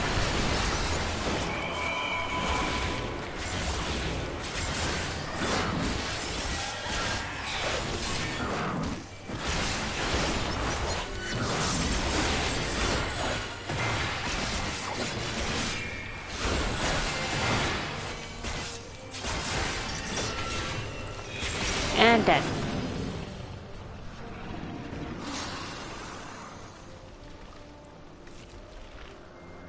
Ugh. Alright, let's take a run around this thing. Oh no, he got aggro just...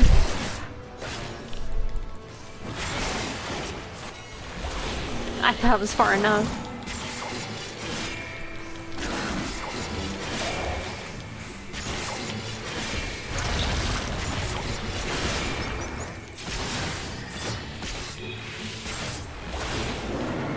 Oh no, you don't.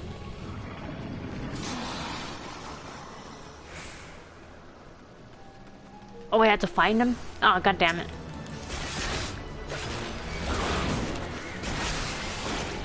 Be gone.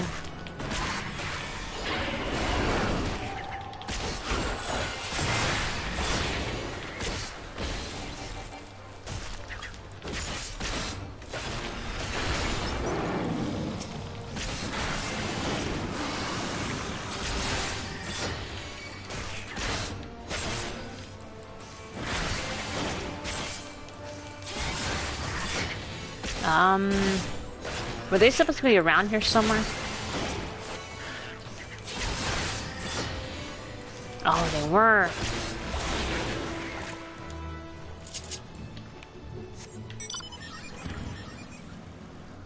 No, that's okay. Now that's on the outside. Oh wait, there they are.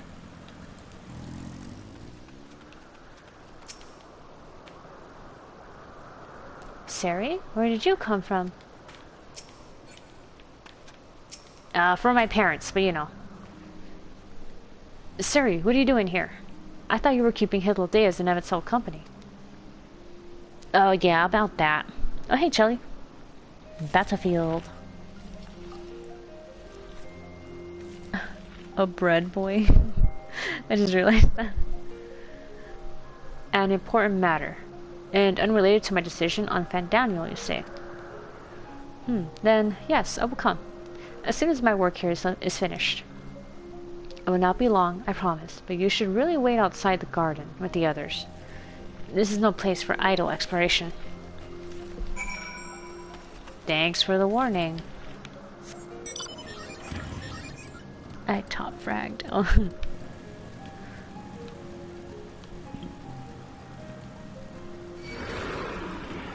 Oh goodness, I'm like burping up Indian food.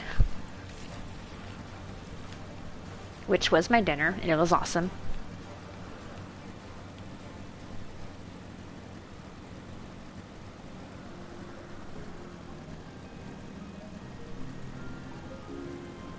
I try to keep my burps as quiet as possible normally. You might not have heard it as like a little noise, but that was it. Oh. Good night, Chili.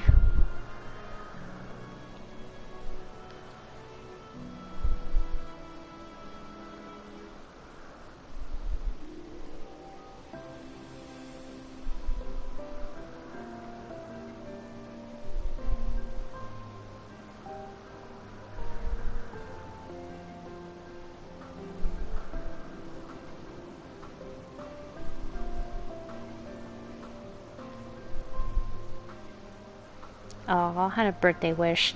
Nice.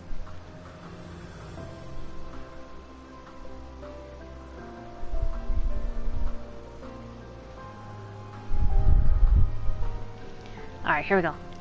You spoke with Hermes then? Indeed, I have. I have fetched him. He will get here soon. And we're briefly entangled with the denizens of the Hungering Gardens as well. I see. Or should I say, smell. No, they didn't splash their junk on me. I cannot speak for certain convocation members, but I for one am impressed with your fortitude. Well done indeed. Gee, thanks Hythlodaeus for showing me some appreciation, unlike a certain somebody. Now that you've convinced Hermes to confer with us, let us pray that things will soon take a turn for the better. For as fascinating as it would be to meet at the Emet-Selch who would recreate Amaral in the depths of the ocean. I think it best for all concerned if such tragic events never came to pass. Ugh. That's gonna age like milk. Be in our future or your past, assuming yours is not truly written in stone. Naive hope that it is.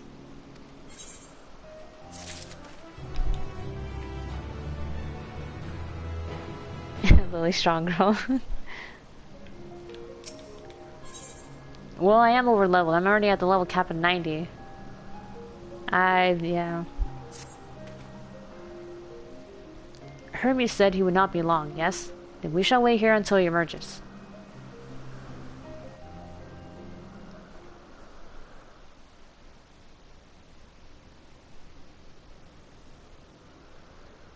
Huh, something's going on with my chat. It's not like popping up for me.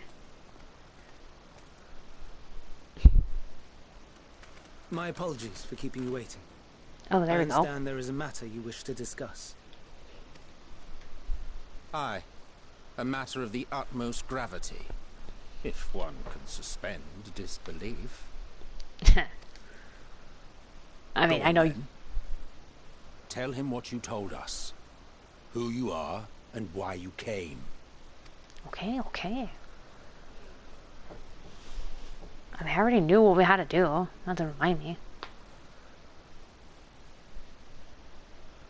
The final days.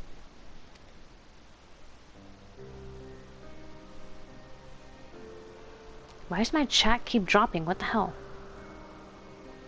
The phenomena observed during these star-encompassing calamities is likely the product of a dynamis reaction. And none is more versed in the applications of this energy than you, Hermes. I must stress that we do not believe you would desire such destruction.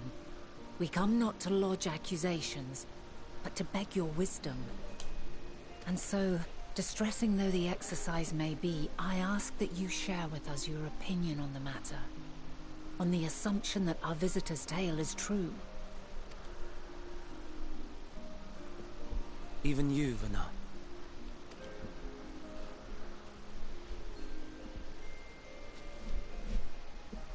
As you say, the phenomena observed in the two calamities may both be attributed to dynamis. Okay, so it is dynamis? Or it could be? Of note is the difference in its effect. In the first final days, it warped creation magics. In the second, it warped the people themselves.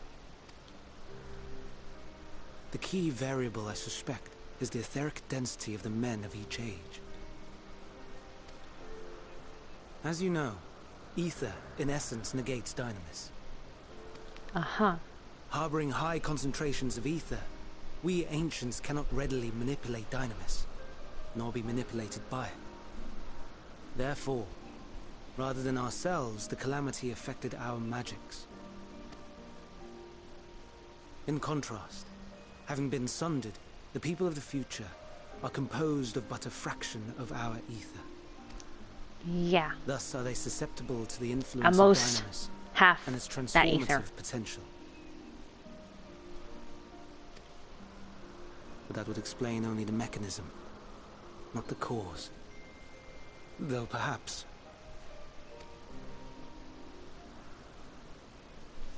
What is it? Yeah, YouTube is being Even weird should right it now. be It's a like, hypothesis, we keeps would dropping the hear it. chat. I think it's okay now.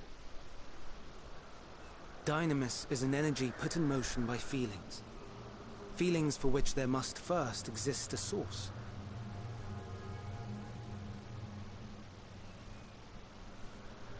Source, okay. A source to which the victims must be attuned. One that harbors the selfsame negative emotions. Elsewise it could not be the agent of such extreme change. So it wasn't the stagnation of the celestial currents. Someone, or something, is instigating the star's demise.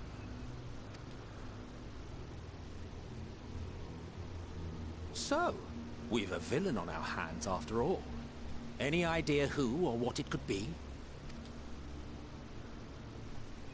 Huh, good The question. celestial currents comprise the outermost layer of the star's ether, encasing it like a protective sphere. According to your tale, it was where the currents were weakest that the phenomena first manifested. If the inciting factor came from without Aetheris, then its effects would first be seen in those locations. That's true.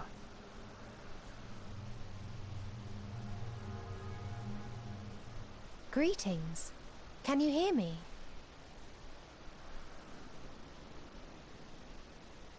Do not be alarmed. I mean you no harm.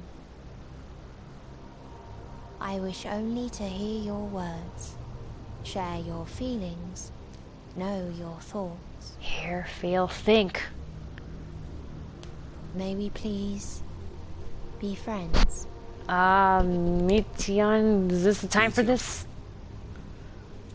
What is it? Executing scheduled task. Scheduled? Suspending individual self and connecting to shared consciousness. Connection established. Commencing status report. What? It hurts, it hurts. It Oh god. hurts. Meteion, what's happening with you? Hot, so cold, so sad. I don't understand. Make it stop. Please, make it stop. She can't handle this. Steady, Meteion. Steady. So scared, so lonely. The pain, it's too much. Can you like stop the telepathy? Why? Why do we? They hurt. Hate. This is wrong. All wrong. Oh shit, what? Gone? But how? She has altered her etheric density in order to blend in with her surroundings, an ability for avoiding confrontation.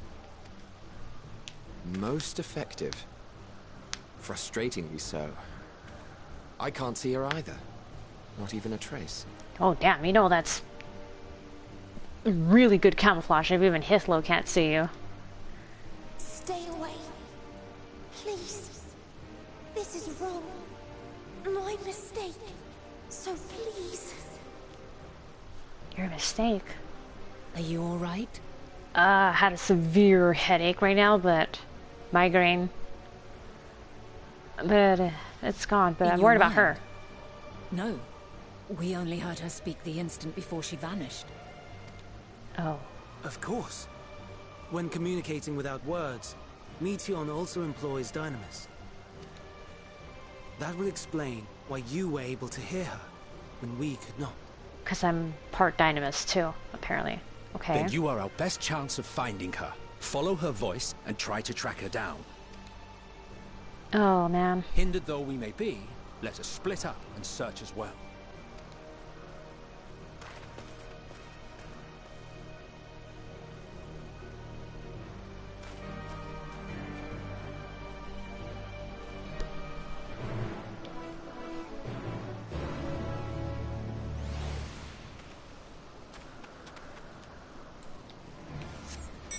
Okay, where did she go?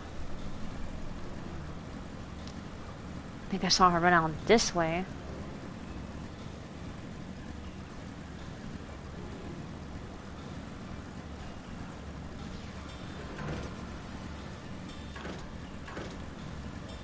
Okay,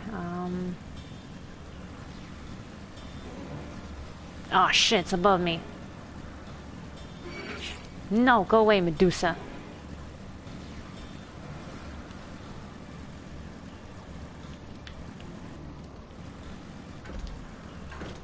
Oh man.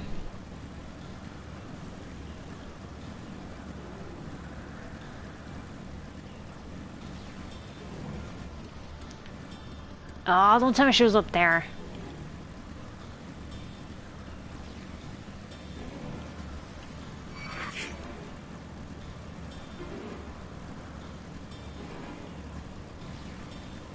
man, I'm wasting time. I can't see her at all, but yeah, let's split up. Let's split up, gang.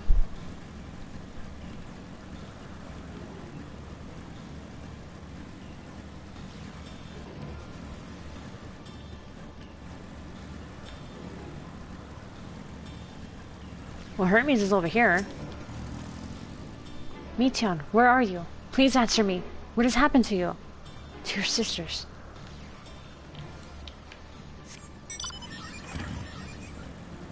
Oh, that's no good.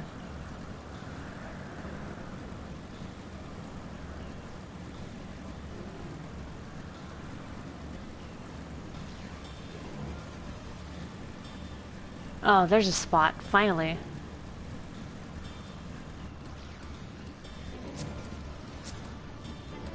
A lotus. Oh my god. Oh my god, that's actually pretty cool. I think of Venus flytrap Hydra.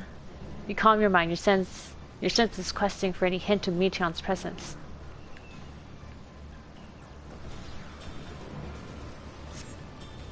But you fail to hear her voice. She must be elsewhere.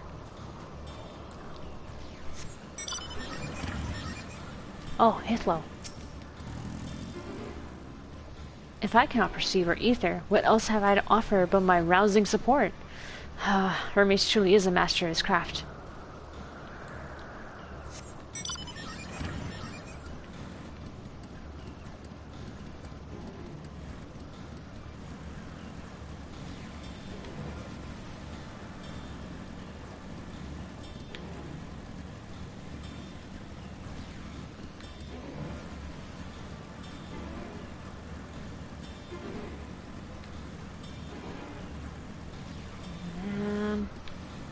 I don't see any lookout spots. Damn it. Looking for the bird, yeah.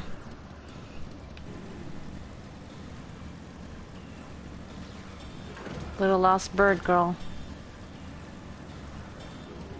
Oh, Vana.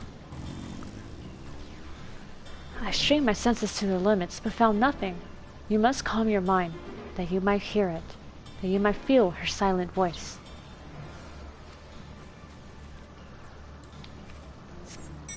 Oh, there it is. Ooh, right next to that big boy.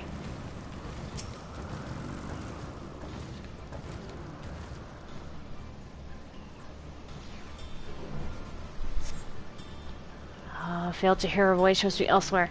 Damn it.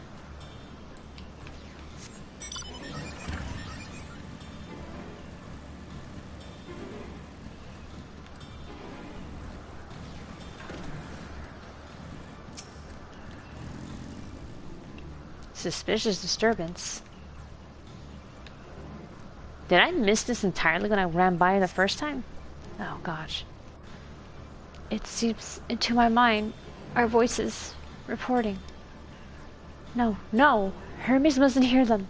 I have to run. To hide. Meteion's anguished voice grows distant as the source seems to flee down the slope.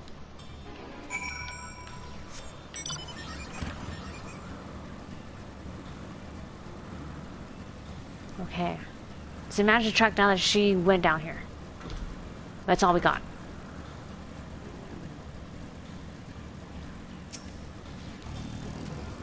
Water?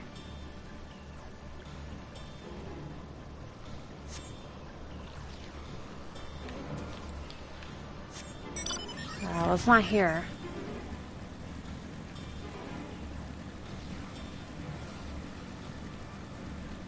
Oh.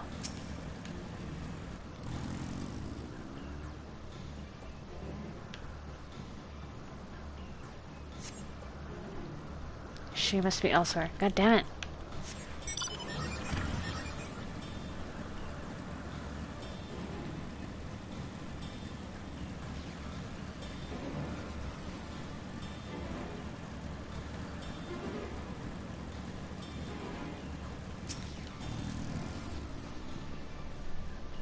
Come on, let this be it. Come on. Oh, yes. Perfect.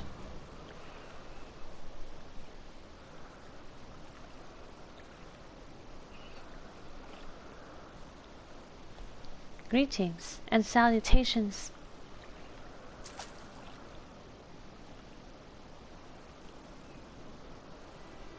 Commencing report. Oh no, we can't tell them that. We must run. Run far away. Oh, god damn it.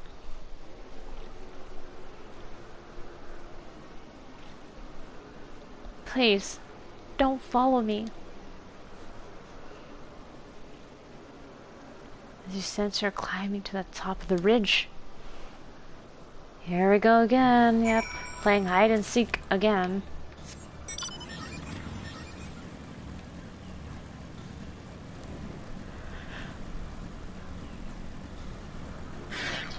How long is this going to take?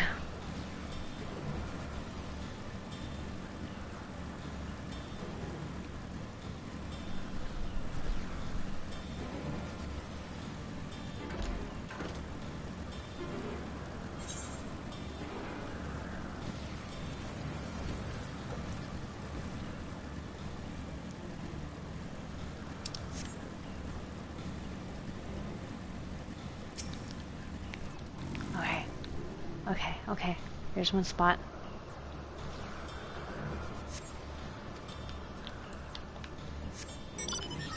Which apparently wasn't it. Ah. Emet-Selch. This is an exercise in futility. You have to be the one to find her, Siri. Follow her voice. I am. I'll do the best that I can.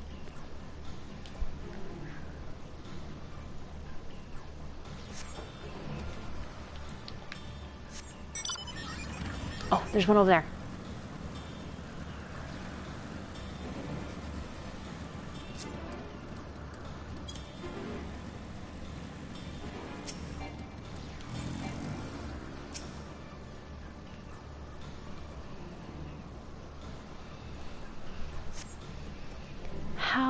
How did it come to this? Is this the reason we traveled to the stars? While we sought out other life forms? Is this it? Is this the answer? No. It cannot be. It cannot be. They go to the south. Okay. God damn it. There we go again.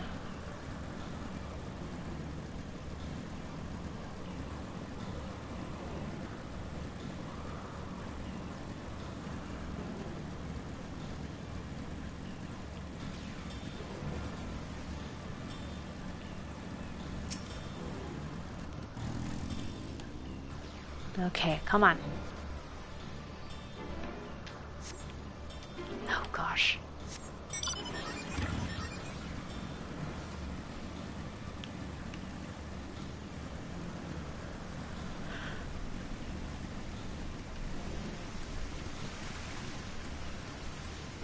Oh man, you would think some high ground would work.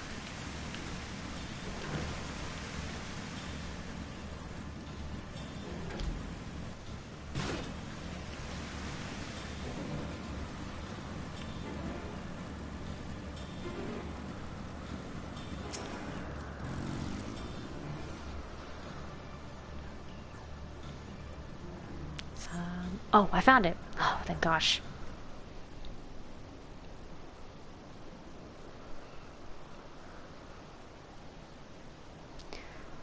Compiling report for dissemination to Hermes and all peoples of Aetheris. Report for dissemination? Excuse me?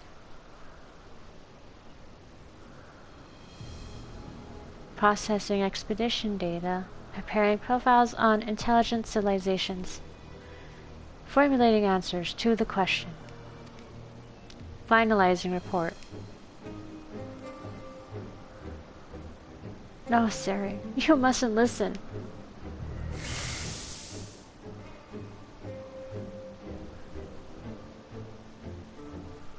Oh my gosh, he's gone again! It's wrong. It's all wrong.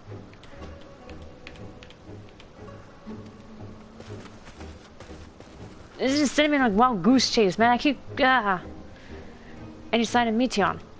She keeps getting away. Every time I try listening. Panicked and confused, which will make it all the more difficult to predict her movements. Hermes, what do you make of this situation?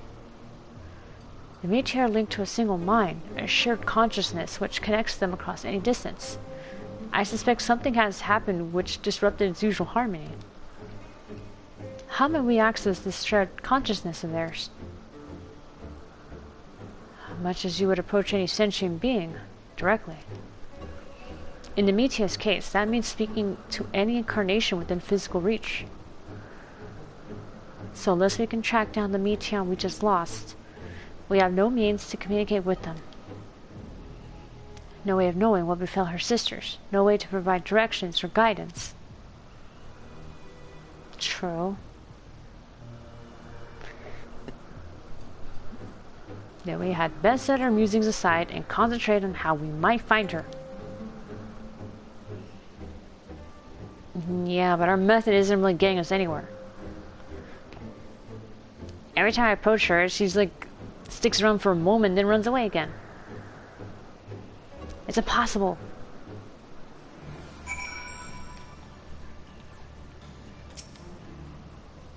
A frantic search will avail us little. We must be clever about this.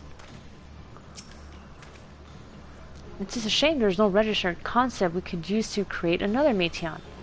Assuming, of course, we could link her to the shared mind. But no, if it were a viable solution, Hermes would have surely suggested it. That is also true. In the final days, Ether is twisted by the invasion of dynamists from beyond the star, its progress intensified by feelings of fear and despair and anguish. Nay, I like not the picture which emerges with these latest pieces. Ugh. Oh, my dear Meteion, what did you witness out there that frightened you so? Why do you seek to keep it from us? How terrible could it possibly be?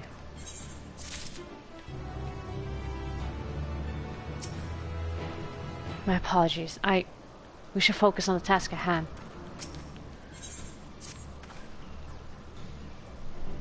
Yo, what am I seeing today? Chat seems different. You know. Hey, Loki. It's just one of my regulars. Don't worry. Correct me if I'm wrong, but Meteion renders herself invisible by matching her etheric density to that of her surroundings, does she not? If so, could we not then disrupt her concealment with the surfeit of ether? Much how Emet-Selch solidified your presence when we first met you. Don't be absurd. I can hardly channel ether to a recipient whose whereabouts are hidden from me. Which is why we must all work together.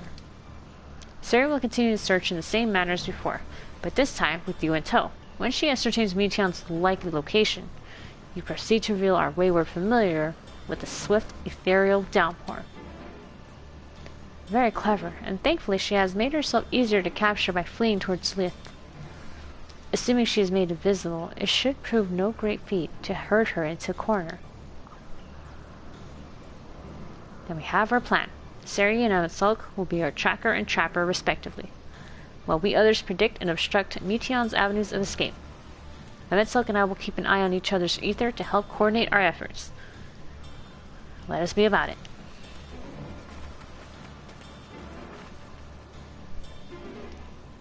Well, it seems we're our partners for the time being. Let's return to where we last saw Meteion and take up the trail from there.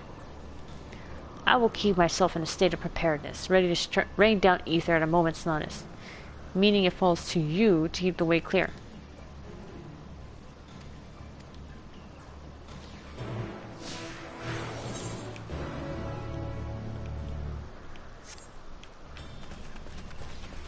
Oh man, he's following me.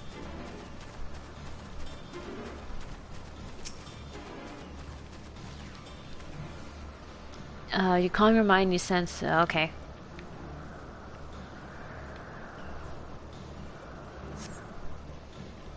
Why can't I fly? Are my functions being restricted?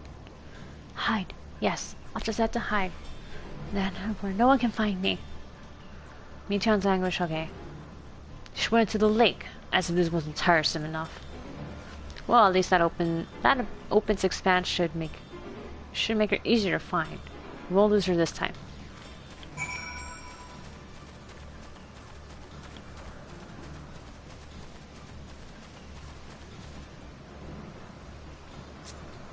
Hey, it's that thing. Wait.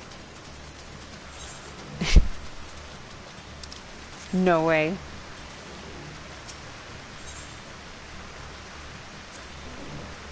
We should be able to reach the bottom of this drop by climbing down the rocks to the water's edge. Do not even think of dragging me over the falls.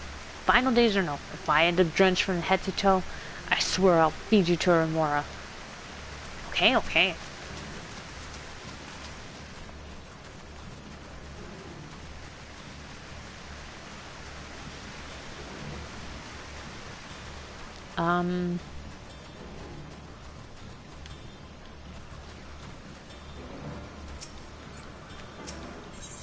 Oh shit, I didn't even do that. Fuck.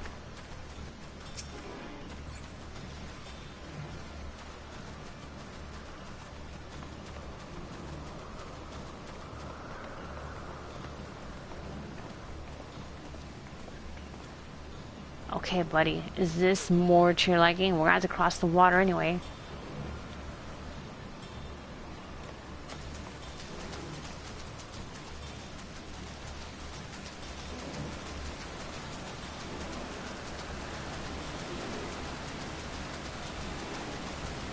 Nothing on the edge?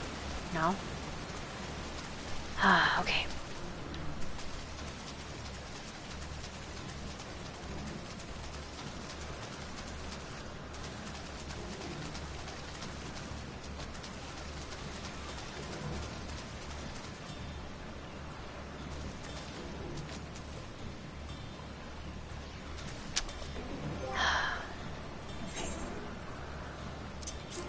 I just realized I had this. I'm missing something. Was she hiding behind the rock? No, she's not. Oh, but that was hiding behind a rock.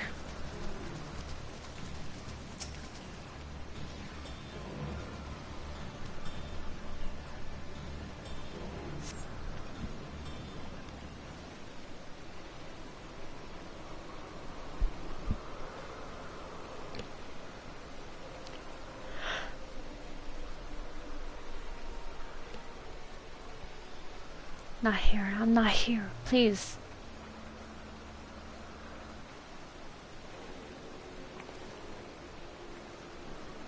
I'll check out. I think it's over there.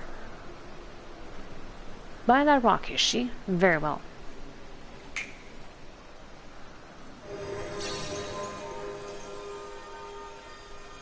Well, what? Well, why can't I hide?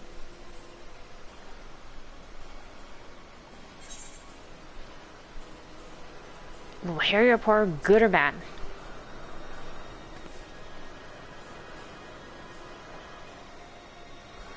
Siri, what are you saying? Everything's so faint. I'm sorry, I'm not strong enough. Stay away. I'm begging you. Don't make me say it. It will break him. His poor, fragile heart.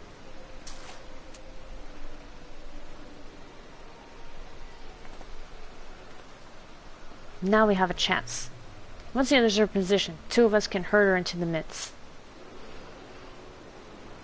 Oh shit.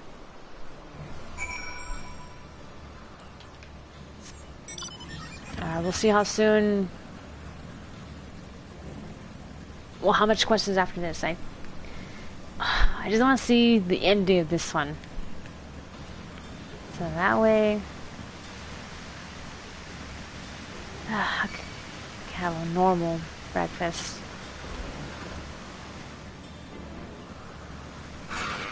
Oh shit! I didn't even see them.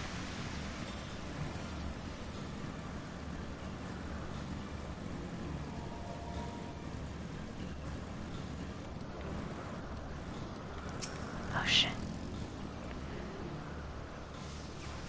Oh! I forgot I had Emet-Selch with me. My bad.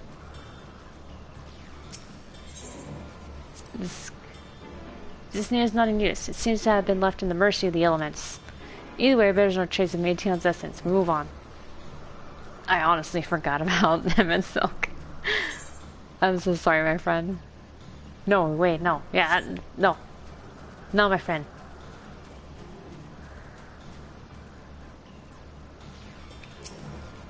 I was just trying to find Meteion as quickly as I could. I just hopped on the bike. Oh, man. Whoopsie daisy.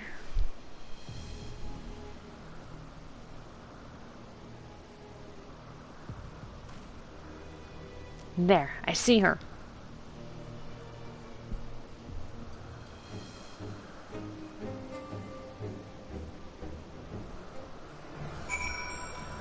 Is he still following me? Oh, he is.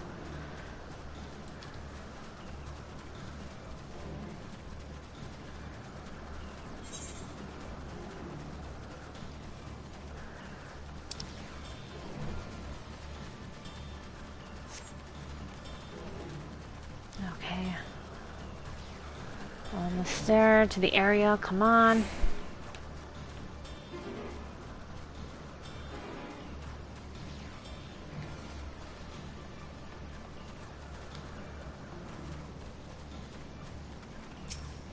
Here's this one. Do not tell me that this is one that's gonna be like, oh, you can't hear her. Go elsewhere. Oh, thank goodness.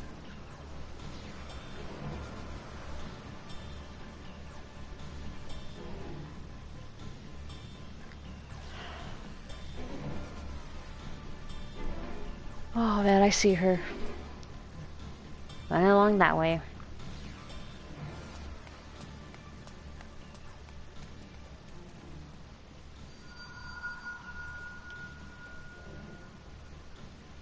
Aha!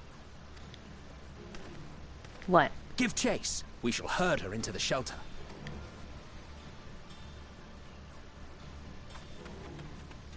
So that's your plan, huh?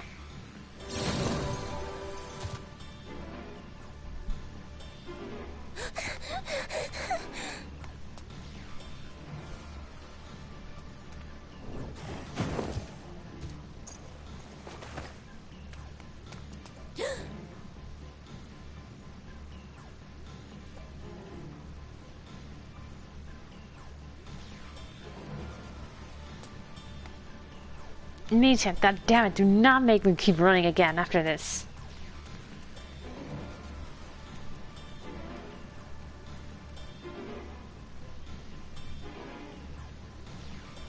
I've been literally chasing you all over this friggin' island.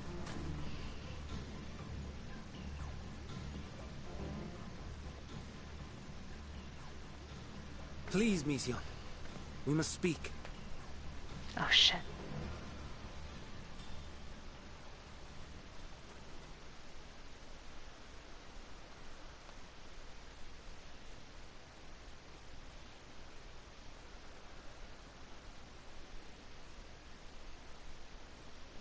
Oh, she's crying. Or has very watery eyes. Hermes. I'm so sorry. If someone can hear these words, then please. Please protect them. Protect them all.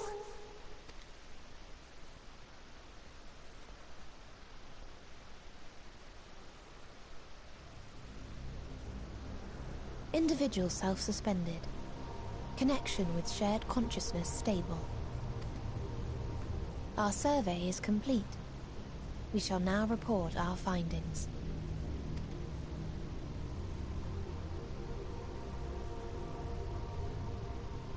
All units safely arrived at their respective destinations. Seeking answers to Hermes' question, we attempted to make contact with the intelligent denizens of each star. Results are as follows, in order of numerical code. Enna. Traces of civilization found. Structures believed to have served as domiciles. No extant life forms detected.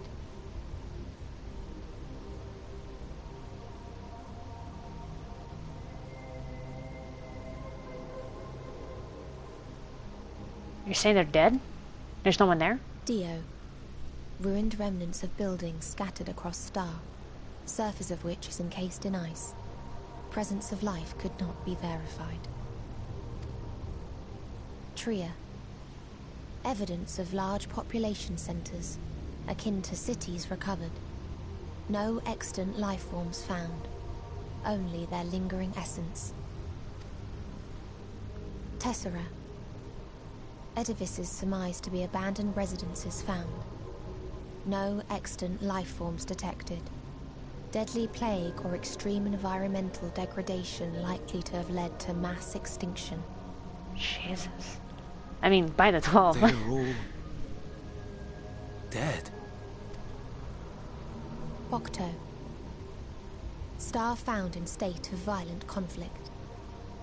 Contact successfully made with inhabitants, but deployment of weapons of mass destruction resulted in total annihilation of local population shortly thereafter.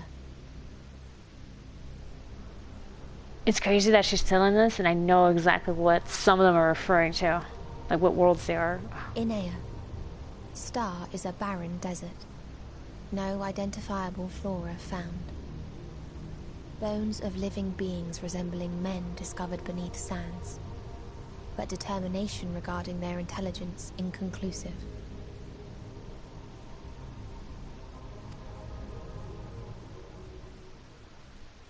Remind me, Hermes, what exactly was the question you entrusted to Meteion? I tasked her with asking what others live for. What gives their lives meaning. Did you consider what may happen if the premise of the question is flawed? He asked the wrong fucking question. Or at least... No! It's like the lady said! She says that his way of words is bad. Colonial-Dania. Good old JoJo's Bizarre Adventure. Literally, like, earlier in the stream, I talked to a girl where she was saying, like, oh yeah, his choice of words is kind of bad sometimes, but... Oh, man. Once more, we have him. Ah, he had a bad choice of words in this. Shit. The question is flawed. To be able to answer it, one must be living and desire to continue doing so. Yeah. But if Meteion finds no living beings in the course of her journey, or none who desire to live, what then?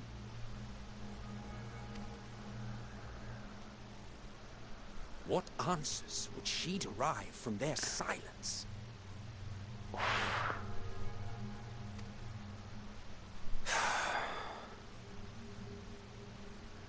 Now he's realizing, oh shit.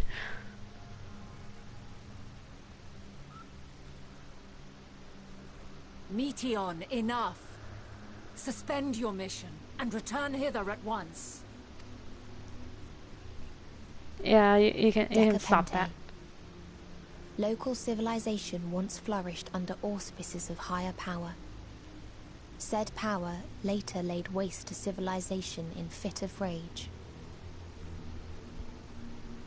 Auspices.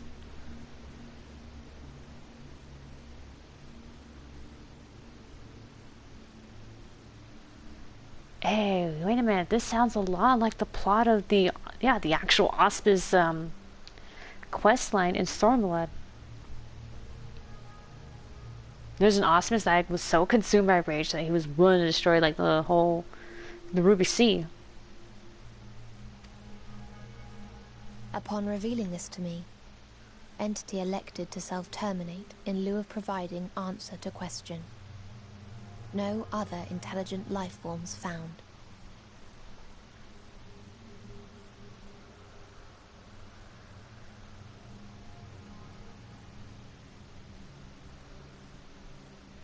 Oh shit. So one person gave an answer and then just killed themselves? Ugh. Oh man. Turning a deaf ear, are we? We are taking Meteion back to Amarot. As I understand, we will need her if we are to bring back all of her sisters. Yes.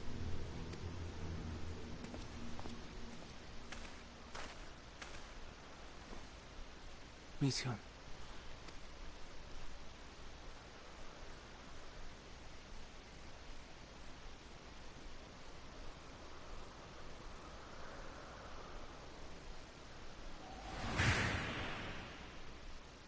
It isn't right, is it? It isn't right to turn away from the answer. Even if the answer is pain.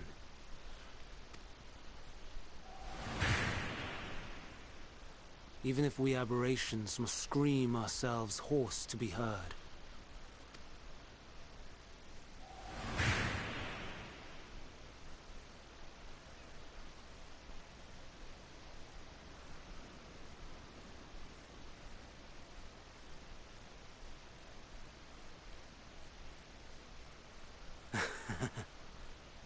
Aye.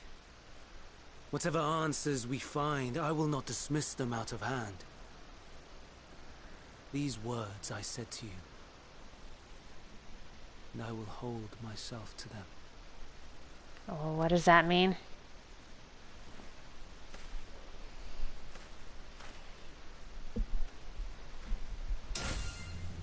Excuse me?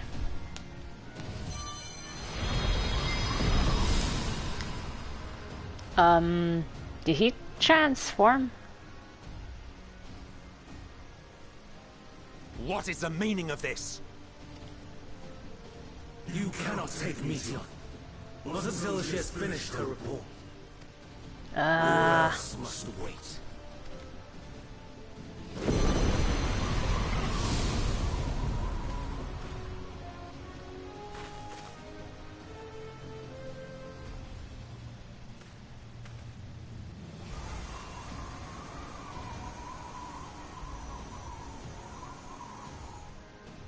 You fool!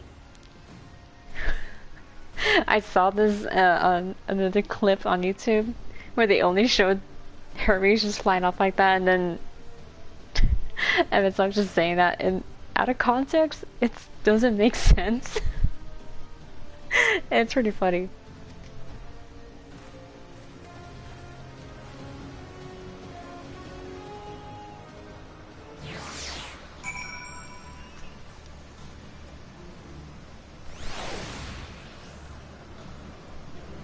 Ah, well. If all Hermes means to do is listen to Meteion's report, then it is his right to do so. But once he receives the answers to his question, what then? The fate of the world may very well hinge upon the choice he makes in that moment. And we must be there when he makes it. Hythlodaeus has nothing to say, oh no! Emet? Why, Hermes? Why could you not leave well enough alone? Will these answers assuage the pain you feel when creations return to ether? Had you never cast your accursed question to the distant stars, you may have one day learned to be at peace upon this one. Damn, throwing some shade. Do you understand why Hermes would do this? His logic escapes me entirely.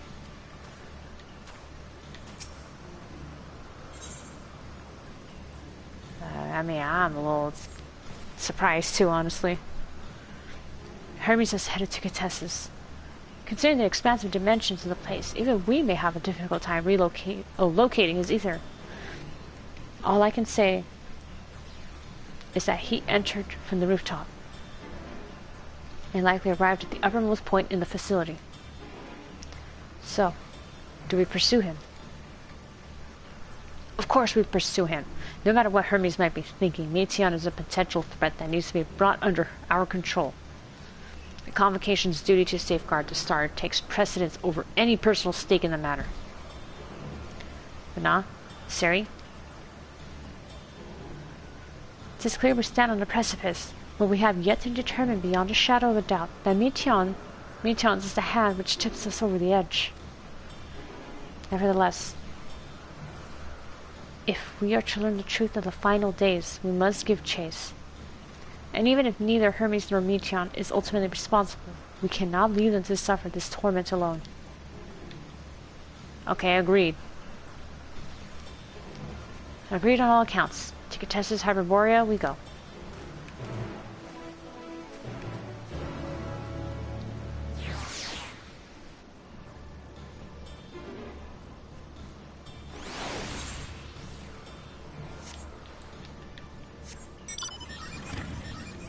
At least it kind of like moved me over here. That's nice.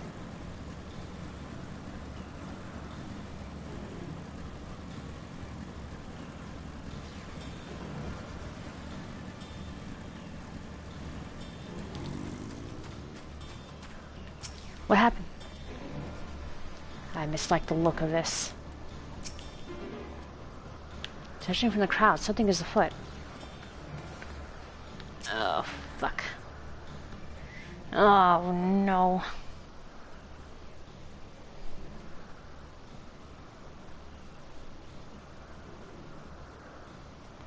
What have we here? Excuse me, has something happened inside Contessa's? Mrs. Renat, I'm so glad you're here. No one knows what prompted it, but the alarm was sounded and Contessa's put into a state of alert. Procedure dictated that we evacuate immediately, and we have yet to investigate further. Ah, he pulled the fire alarm. This is Hermes doing, obviously. And what does this state of alert entail exactly? A field of dampening magic is draped over the entire facility, usually in response to escaped entities and the like. Contessa's scholars and observers are unaffected, but everything and everyone else is weakened to a fraction of their usual capabilities. Then consider us forewarned. We do, however, have urgent business within, or with, Chief Hermes, and must enter the premises regardless.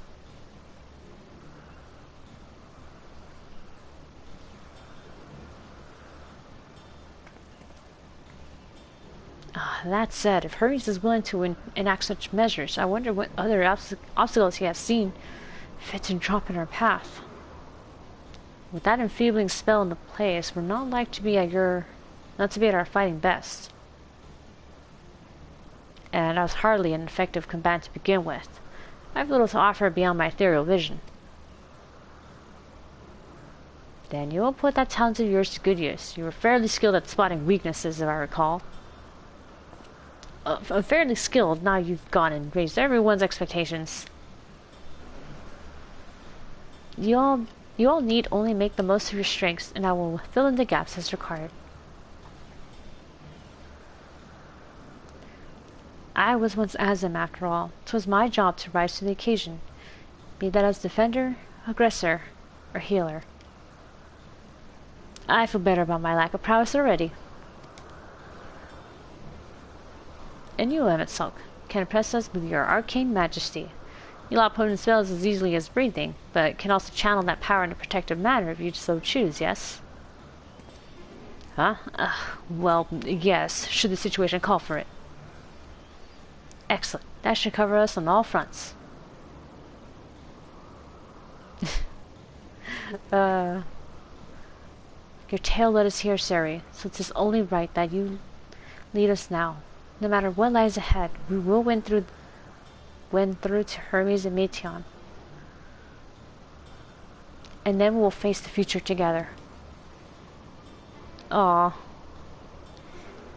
You got it, Hythlodaeus.